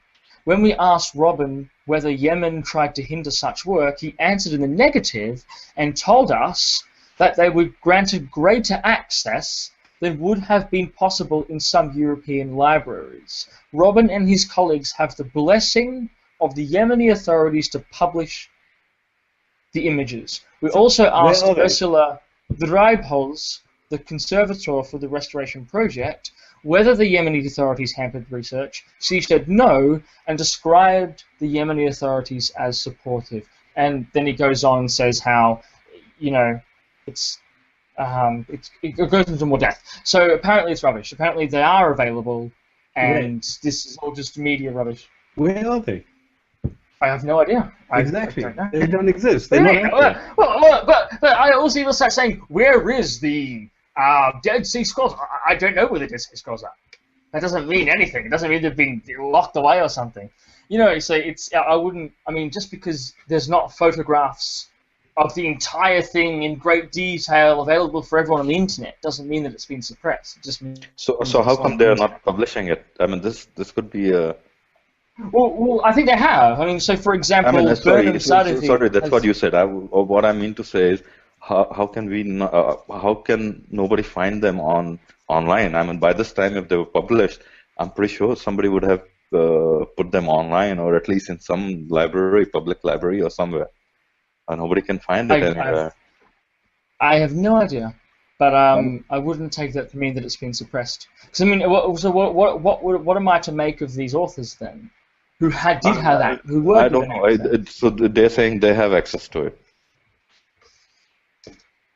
I mean, people are writing about these and studying them now. As this article I'm reading from is an example of that. It's the first serious attempt at analyzing one of the texts. And this is 30 years ago.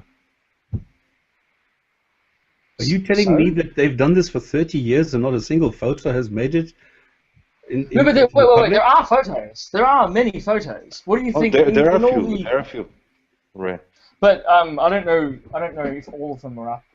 But see, that's the other problem, is that if there's a lot of materials, then it is going to take a long time to get through them all. Because I mean, it takes a long time to separate them. You've got to do it super slowly so they don't, tear. And then you've got to, analyze the text in great detail and blah blah blah, and all the dating methods. So I think it actually does take a while to get through all these kind of materials. So I wouldn't be surprised that it's taken this long, really. Okay, so we're going to keep our fingers crossed. Yeah. I mean, articles are coming out about them. So I mean, you know, the Sadhu ones are the first notable ones that I'm familiar with, and they go into great detail analysing the text.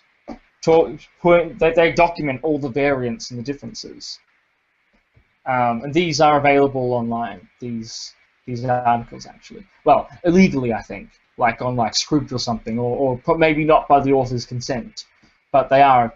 I think they can be accessed online. I don't know how that is, because it's not like I've got the materials, but apparently they're accessible online. Anyway. There is also talk about some new set of manuscripts being found someplace. I don't know where, somewhere in Europe or something. I think East Europe. Have you heard about that? And it's touted to as being Ottomanic. Huh? Yes, yes, I have heard about this. I have heard about this, yes. Yeah, but there's nothing more about that out. It was probably pretty recently, I think, about 4 or 5 months back or so, I think. Yes. And then there's nothing more about that. But this is all vague stuff. I don't know. These are always fragments, and there's always little bits and pieces, but it's never a complete Quran. There's never like really a text. And this, I don't know what this actually was.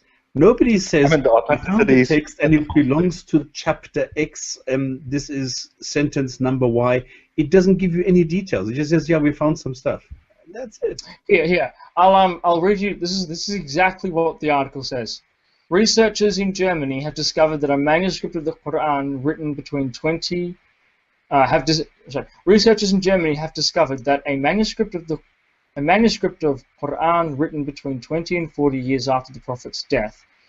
Okay, this is really badly written. Okay. Researchers in Germany have discovered that a manuscript of Quran written between 20 and 40 years after the Prophet Muhammad's death, making it one of the earliest copies of the Islamic holy book known to be in existence. Badly worded sentence. Scholars at the Quranic project, part of the University of Tübingen, examined this manuscript written in Kufic script, one of the oldest forms of Arabic, using carbon-14 dating on 3 samples of the manuscript parchment. How can Kufic be from early 7th century or even the mid-7th century?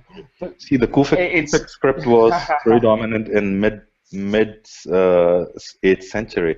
That was when it was at its peak, pretty much. I do not take the end of Umayyad and early Abbasid era. Yeah. But maybe the script has predecessor scripts or something, or it actually but there are a few problems with that, because the Kufic script, if it's the Kufic script, it can't be a Hijazi Quran, it can't be from Medina, so it can't be Ottomani. It has to be written somewhere in the Kufa region. So it can't be. Yeah, you're right. Yeah. Yeah, absolutely. So the other problem is that they're going off carbon dating, and there's the problem with ancient manuscripts is that all that tells you is when the paper was made, or the manuscript was made. It doesn't tell you. It tells you that because it does. Carbon dating does work to an extent. The paper was made, or when that parchment or whatever the cell died, basically. It doesn't tell you when it was written. Carbon dating only tells you about the decay of organic matter. Yeah, exactly, and that's what I'm saying. If it's a parchment, if it's a skin that's been written on, it tells you when the animal died and the skin was cleared. So that's when the skin starts to deteriorate, and that's all it gives you. It doesn't tell you when the material was written on it. So for that they have probably different type of for that they have to do some whatever you call that script analysis. I don't know what is the proper word. Telegraphic analysis. Yeah, exactly. And Yeah, so I agree. So I don't know why. But the exact same website also has an article called "Was a Woman the First Editor of the Quran?" And that article is reporting on some other article written by I assume a Muslim lady, an academic, who cites a report where Hafsa had the Quran in her possession or something. It's quite stupid. It's like, okay, there are so many different stories about who had the Quran and what was happening. So it's so stupid just to cherry pick the ones that mention Hafsa having the Quran, or anyway. So go that and might look give you an who idea. voted. You have the same situation as you have at your uni, because these are the lecturers. These are Turkish lecturers, and excuse me, I do not call them unbiased.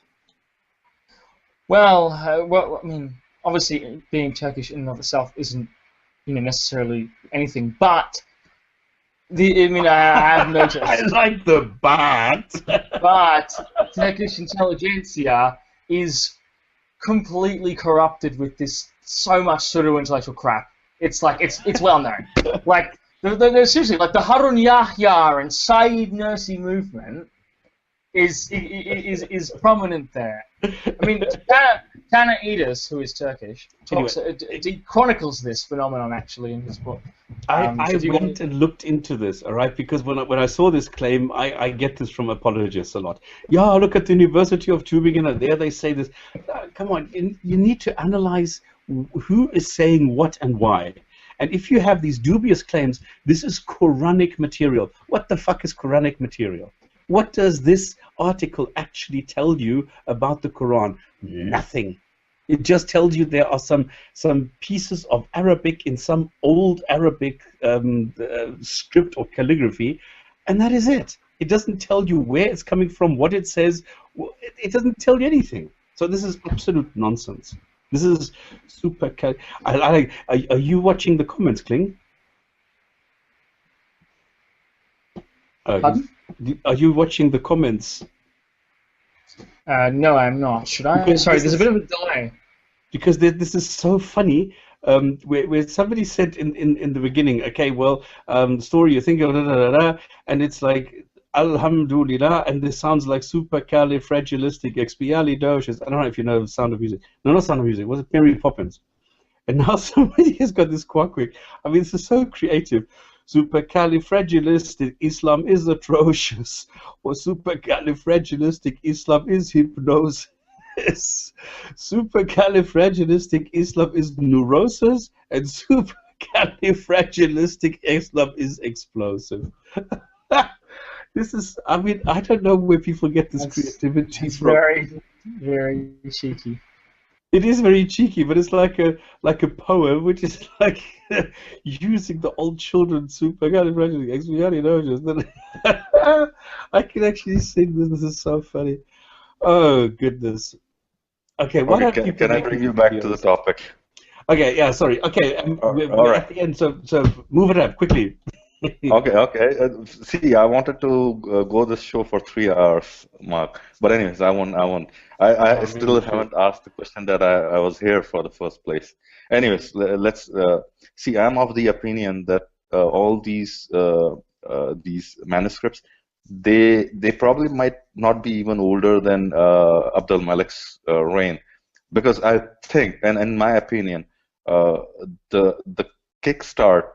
The Islam's kickstart was pretty much from the time of Abdul Malik. Yes. Because if you look at the Dome of the Rock, I mean, that's one of the unambiguous mark of a time frame where you can say something was brewing up, right? It's because the mark. Yeah. There's nothing in those, whatever the inscriptions there are, there's nothing of the sort that is in the Quran, pretty much. Yeah. So it was something was brewing up. You can see for that, right?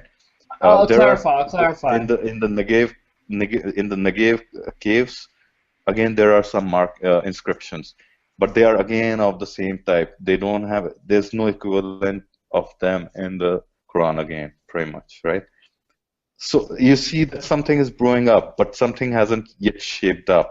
It's just started brewing up, and then the actual thing shapes up probably late Umayyad and early Abbasid era, probably.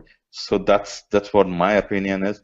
The Sana manuscript, in all likelihood, is probably Al-Walid's time or late Abdul Malik reign or Al-Walid reign or something like that. And any other manuscripts that we found, they claim to be prior to 7th century, sorry, prior to 8th century or late 7th century, are probably just false, proclamations. That's my opinion. I agree with you 100%. I don't know what Klingschor will do. No. I think that there's a lot of credence to what you say. So, just to clarify, the things on the Dome of the Rock are similar to the Quran, but there are verses there that actually they seem like Quranic verses, but they're actually different from anything in the Quran. That's the key point. And so what that might suggest is that the Quran had not yet solidified, or that there was, I think maybe Tom Holland says this. I think there's like there were all these different sort of, you might say, Quranic materials that hadn't yet coalesced into a defined text. So you had all these variations, and some of them made it into the Quran. I guess some were forgotten, or some did not. So yeah, but Abdul Malik is definitely marks his reign. We can see a clear development. So, for example, this is when the term Muslim first appears, I think.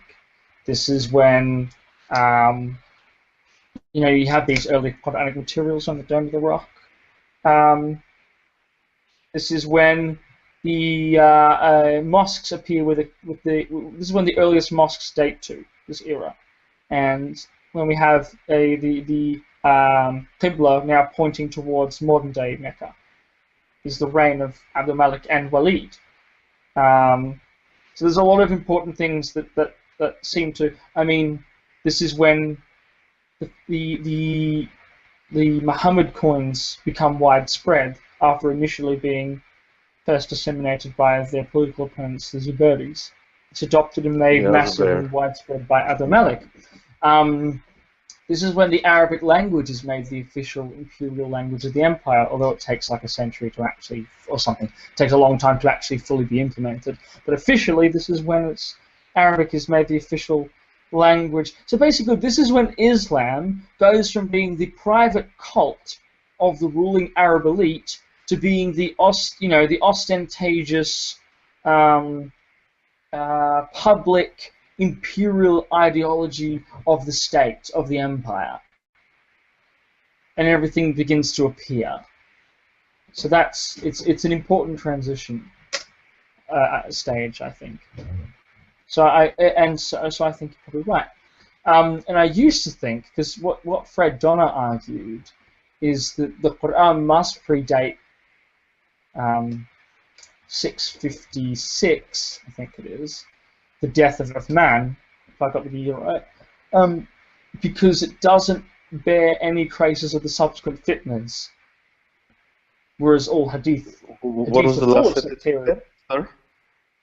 The hadith are full of sectarianism, right? Every different group produced hadith to justify anything and everything. Okay. So that was the formula. But the Quran doesn't read like that.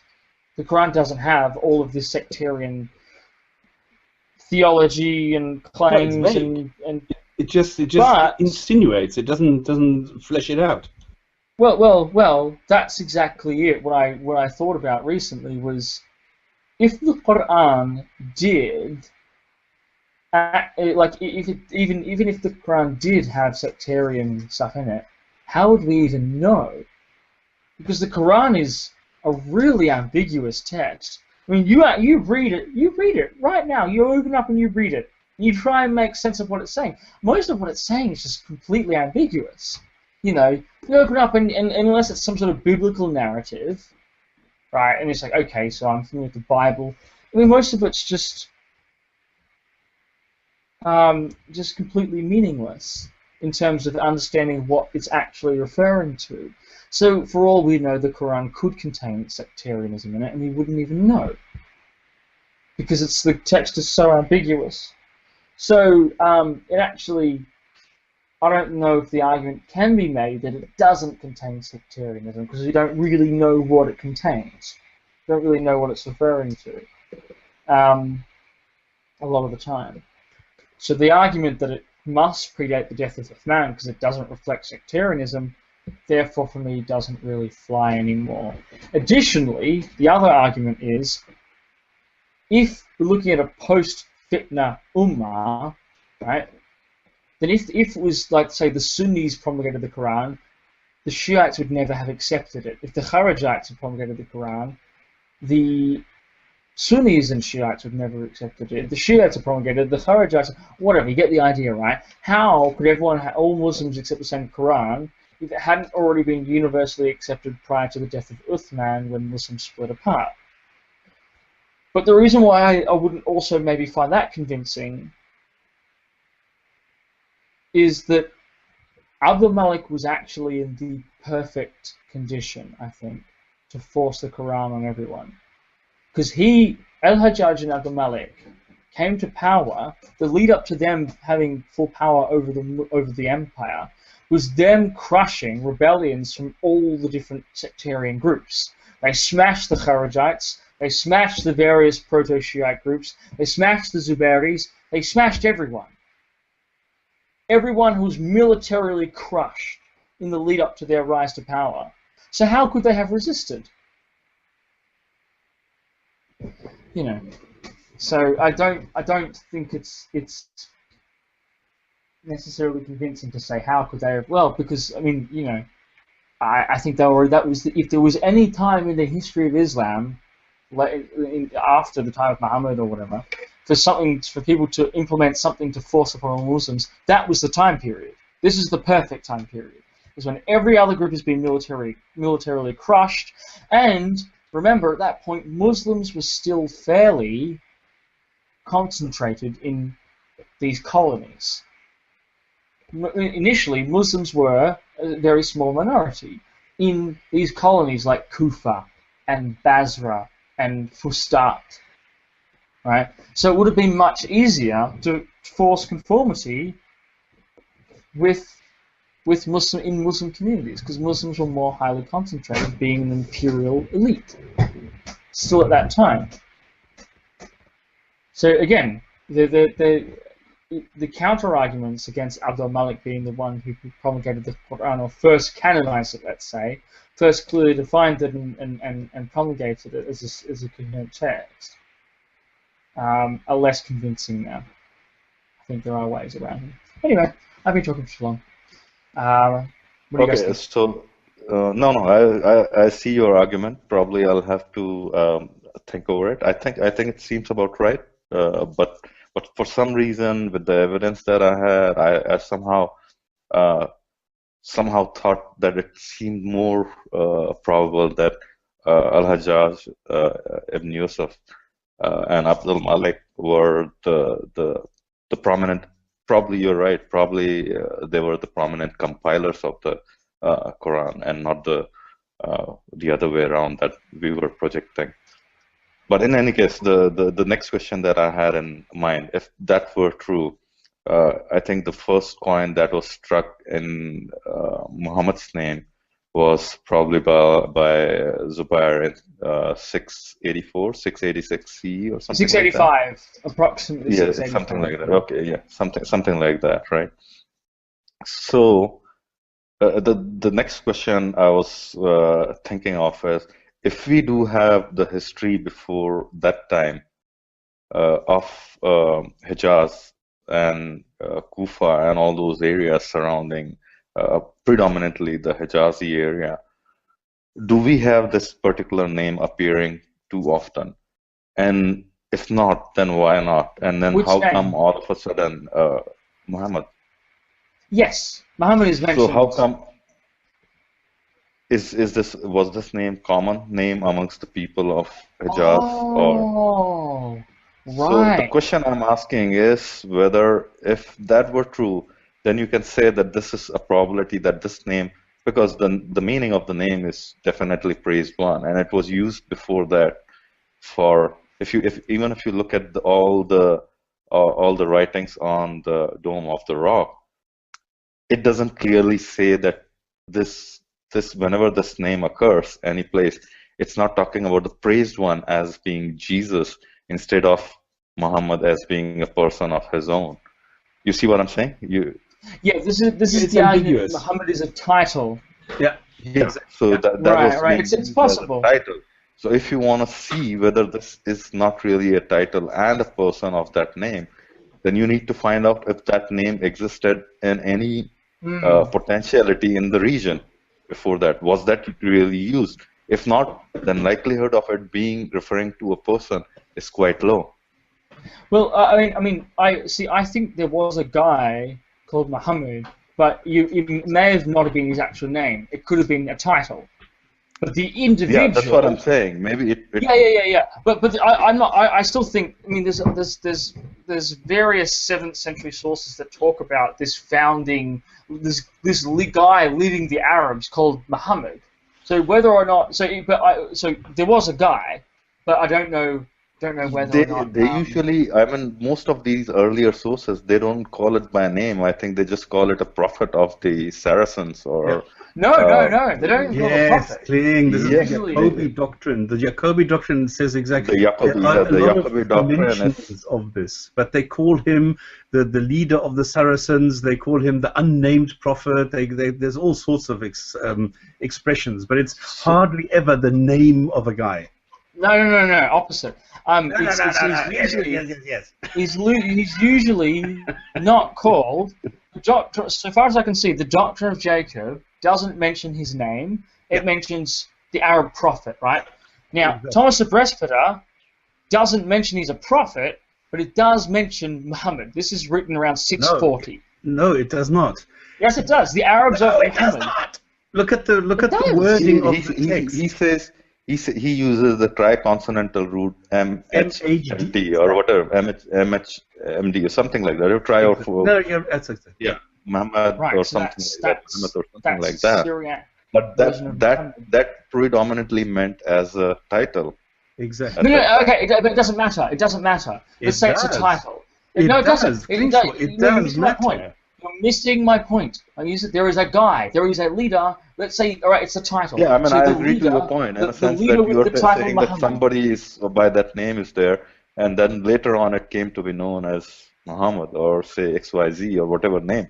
So I see your point, what you're trying to say. But go ahead, sorry, I just interjected. Oh no, all right, it's clear. If you get what I'm saying, so there's no need for me to reiterate. Although I should also mention, this is also we have Pseudo-Eusebius in the 660s gives pretty detailed information about this guy known by the name or title Muhammad.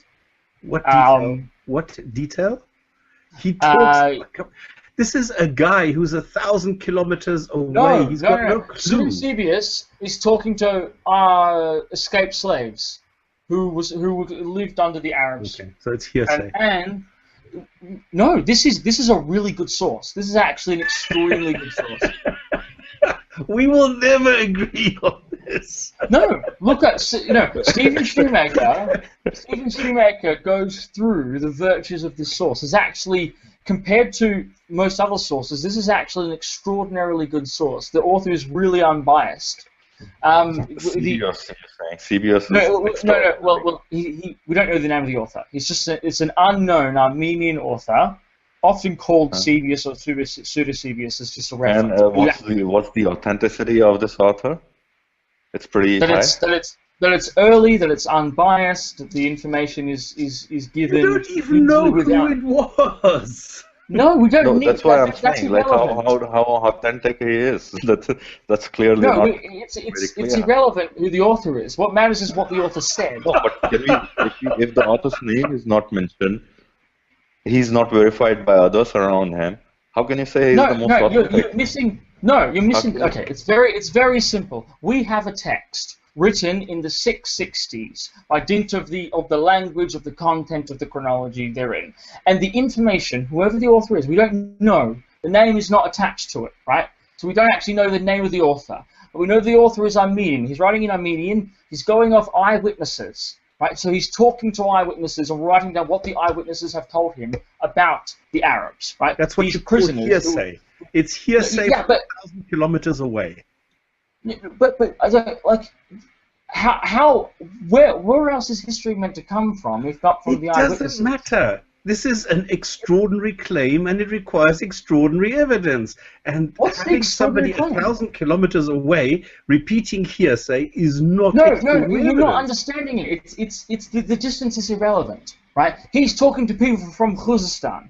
He's talking to people from right on the edges of Arabia who were taken prisoner by the Arabs early on. How do you know Right. that? That's what he says. Because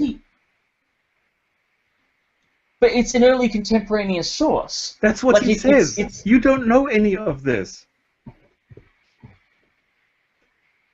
Okay, I'm not If there's too an sure. early, if there's an How do we know he's unbiased? How there has to be a measure as to why historians have relative, said that relative. he's unbiased, he's true, he's an authentic source. So what I want to know what were those measures that historians have put against him as to claim that he's one of the most authentic and unbiased source. That's what I want to know. I mean, whatever hearsay or whatever, I don't.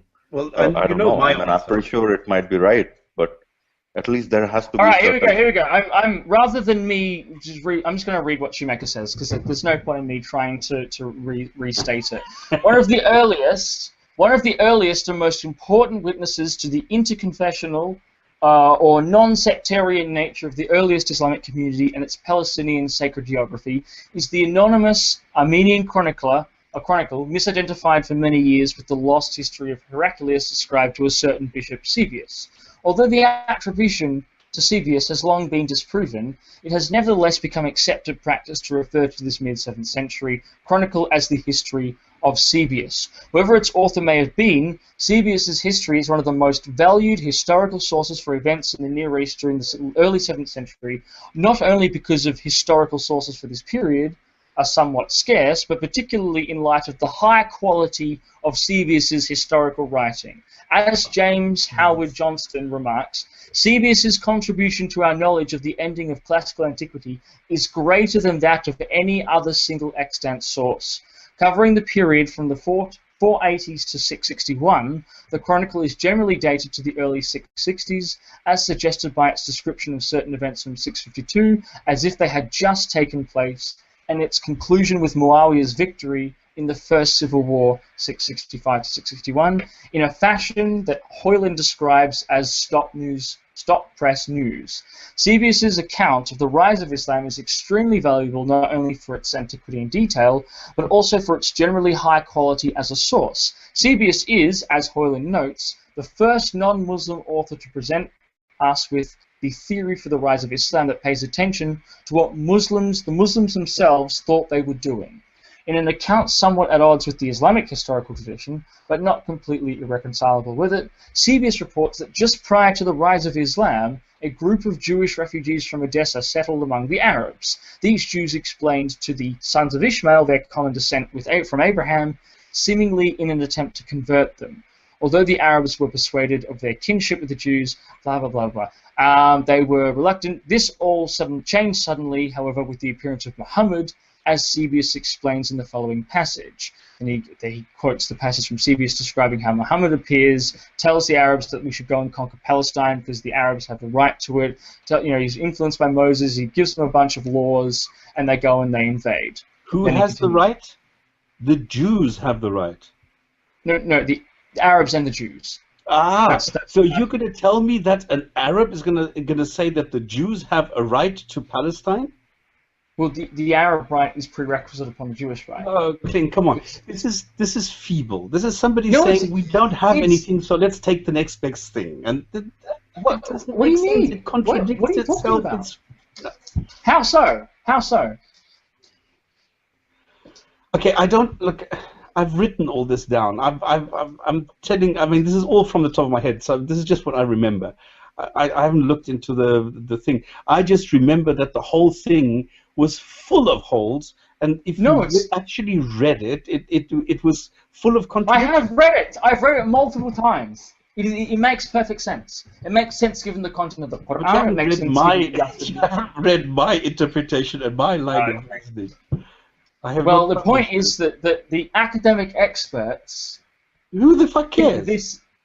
because these are the people who are the most familiar with it, who are familiar with the surrounding materials, I who are don't familiar, who care. have the best I methodology. don't care. I expect them to be academically honest and provide the sources that are like I demand competence here, and this is not competence. How is it not competence? Well, I don't understand. What is the issue here? The issue is that this is unreliable. It's How is it unreliable? like there is nothing here. It is saying that we don't have any sources, so let's take the next best thing, and he makes sense because he's not a Muslim and he talks about these things. What do you mean? We don't know who he. This is bullshit. The name of the author is not recorded. That's it. We still have the text. We can judge the content of the text. Yeah, but you the don't know lack who of wrote polemic. it. You don't know who had the agenda to write it. No, where it was because the based. text would reflect the agenda. This is the key point here. And if I continue reading from Shoemaker here, he talks about this. Most of the sources, right, would fill this with Christian polemic, and Sebius is remarkably he still uses some imagery, but it's remarkably lacking in the kind of polemic that characterizes most other sources. Relative to other sources, this is actually an extremely unbiased and extremely lucid explanation, and it makes sense. Dig out my text. This actually makes sense. It makes sense when you look at the content of the Quran. It makes sense when you look at the Yathrib document. Karvak or Sarvak or whatever how you pronounce your name, you have just touched on a sensitive issue because Kling and I have been discussing this for I think 2 or 3 years now. We've always touched on this thing, but we've never really had this out in the open, like deep down with all the text.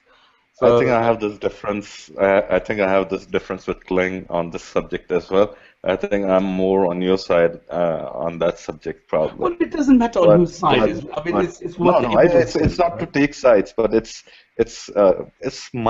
how I see it, and maybe my understanding is not as good. Probably, I mean that's the only reason I can see it. No, you can this only way. analyze the text. That's all you can do. Yeah, and I agree because I think Kling has seen this much more closely than I have, pretty much. Not saying that he has seen it closely than you, but somehow I can't reconcile these early sources as being not that trustworthy. Somehow I see. I mean, all these sources, they are totally inconsistent with each other. I mean, if you adopt to this is probably more or this is truer than the other, then it completely destroys the whole connection that it makes to the story of Muhammad.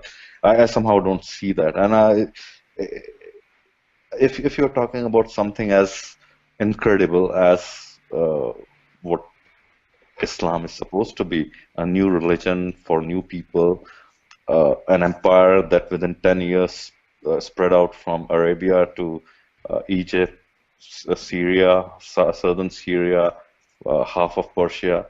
Within only just 10 years, I'm talking about, by 440, it was all these were part of Arab Empire. Then how come there's so scarce information? I mean, I would say that the information would be flooding with this information, saying that that's what makes you suspicious. this is Muhammad. He has come with the book and conquered the whole world, because that was the whole world pretty much by and large.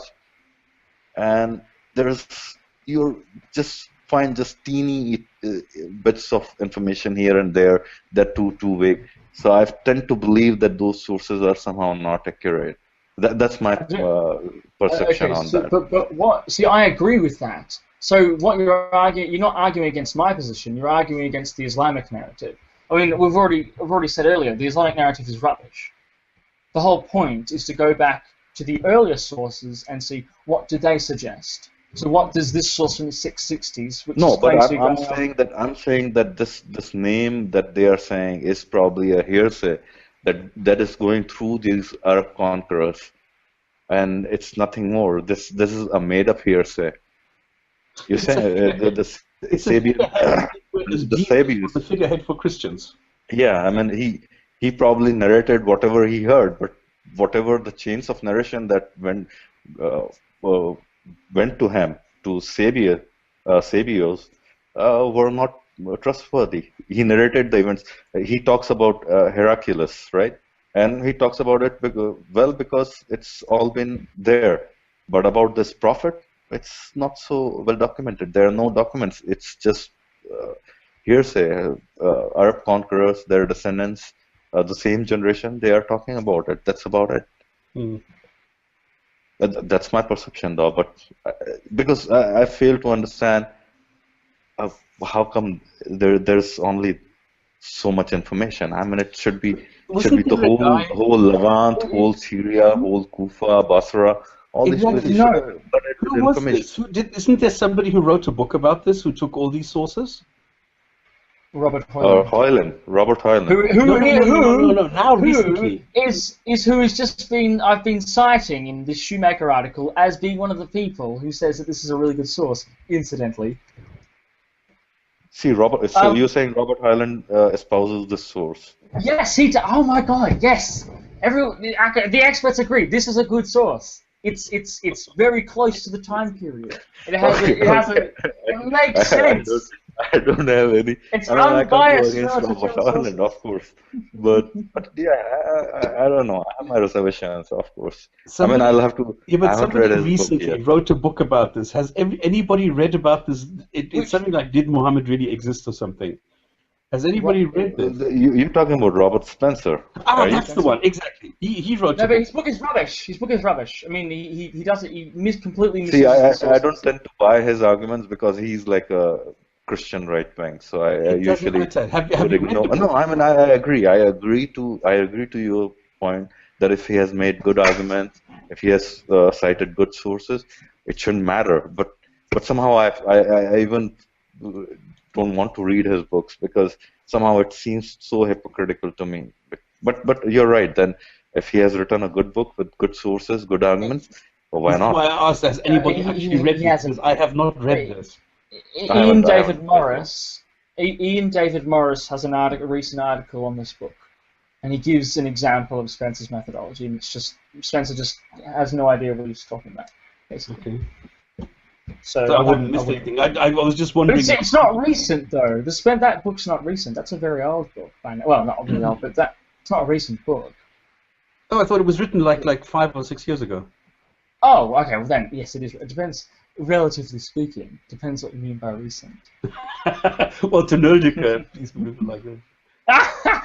Yes, no, yes. The recent publication. Anyway, Okay. we've Yes, gone over it's now time. late. Fucking Mr. Taba, can you please call at the beginning of the show the next time? All right, I think I'll call, but you guys don't have to block me. First thing. I tried to get in. I think I tried to get in about at half an hour mark or something like that. I think, and then I just got stuck. I threw a few invectives on your comment section as well. Okay, but if you find out, please let me know if either one of I us. think I'll use this. I'll use this ID Yeah, just as long as you guys don't block this one I'd as well. love to know how. Hey, stop! I Stop! can When he see. leaves, block him. No, I'm sorry. I don't even So- know if it was me.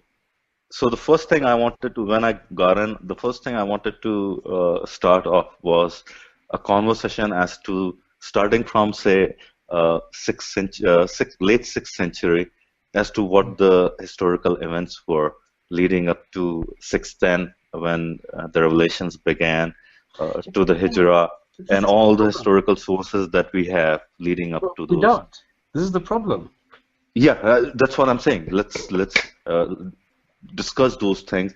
What information do we have? What actual historical information we have? And then how does it stack against the traditional narrative. Okay, do you want to do this next time? Let's see. If I get in, definitely will do it. Next Sunday, yeah. Because we've been through history many times, but I think it's always interesting, and there's always people who haven't heard this yet. So even if we do bore some people to death because they've heard this from us 5 times, I think there might be some new perspective in this. Yeah, I think we haven't done all this like from the. We have always, at least from what I have seen, a few episodes, and probably what we have done is bits and pieces from the origins of Quran or Ottomani Qurans and all those things, but we haven't seen it thoroughly starting from the very beginning. Let's say, whatever, 579, 572, right? When was Muhammad? Well, 570, 571, depending on where you. 570 or 572 or something like that, right? Yeah. So we haven't seen as what the historical sources are there, because history is rich. The year of the elephant. That's pretty rich, right? In the Levant region, in Armenia, and all those places, we have quite a few historical sources. Even in the Persian sources, there are quite a few Persian sources. But when you get into this period, it's kind of like it's empty. Yeah. You don't have any sources. It's like murky totally. Where all those sources talking about this whole period? So either they disappeared because they were destroyed, or... Okay, but now we're talking about something that we're going to talk about next week, right? Okay, yeah, but this is what I wanted to get into today. So, yeah, well, anyway, let's it was a good conversation. Yeah, thank you. Thanks for coming on. Brilliant. Yes. It's good. Important. We'll get back onto this. Yeah, just next week. Call in early next week and we can continue, because I think this is a really good discussion. All right, sure. Thanks for having me, guys. Thanks what for you're calling doing, in keep and it up. Contributing. Love it. See you next week then. Brilliant. So I'm going to quickly, thank God we have a very short hadith of the week. Al-Asakul again has contributed this one. The treasure trove of ridiculous hadiths. This is from Bukhari, 506 in his 54th book. Narrated, and our old trusty Abu Huraira, who's contributing 99.99999% of all the anyway. The Prophet said, when any human being is born, Satan touches him at both sides of the body with his 2 fingers, except Jesus, the son of Mary, whom Satan tried to touch but failed, for he touched the placenta cover instead. So it seems that Satan is more meticulous than God, because God doesn't, the Creator doesn't do enough to create the humans, but Satan makes sure he touches everyone personally. Brilliant stuff. Very diligent. And it's all right. That's it from my side. Thank you. Cheers. See you next week. Goodbye. Thank you, guys. Bye bye.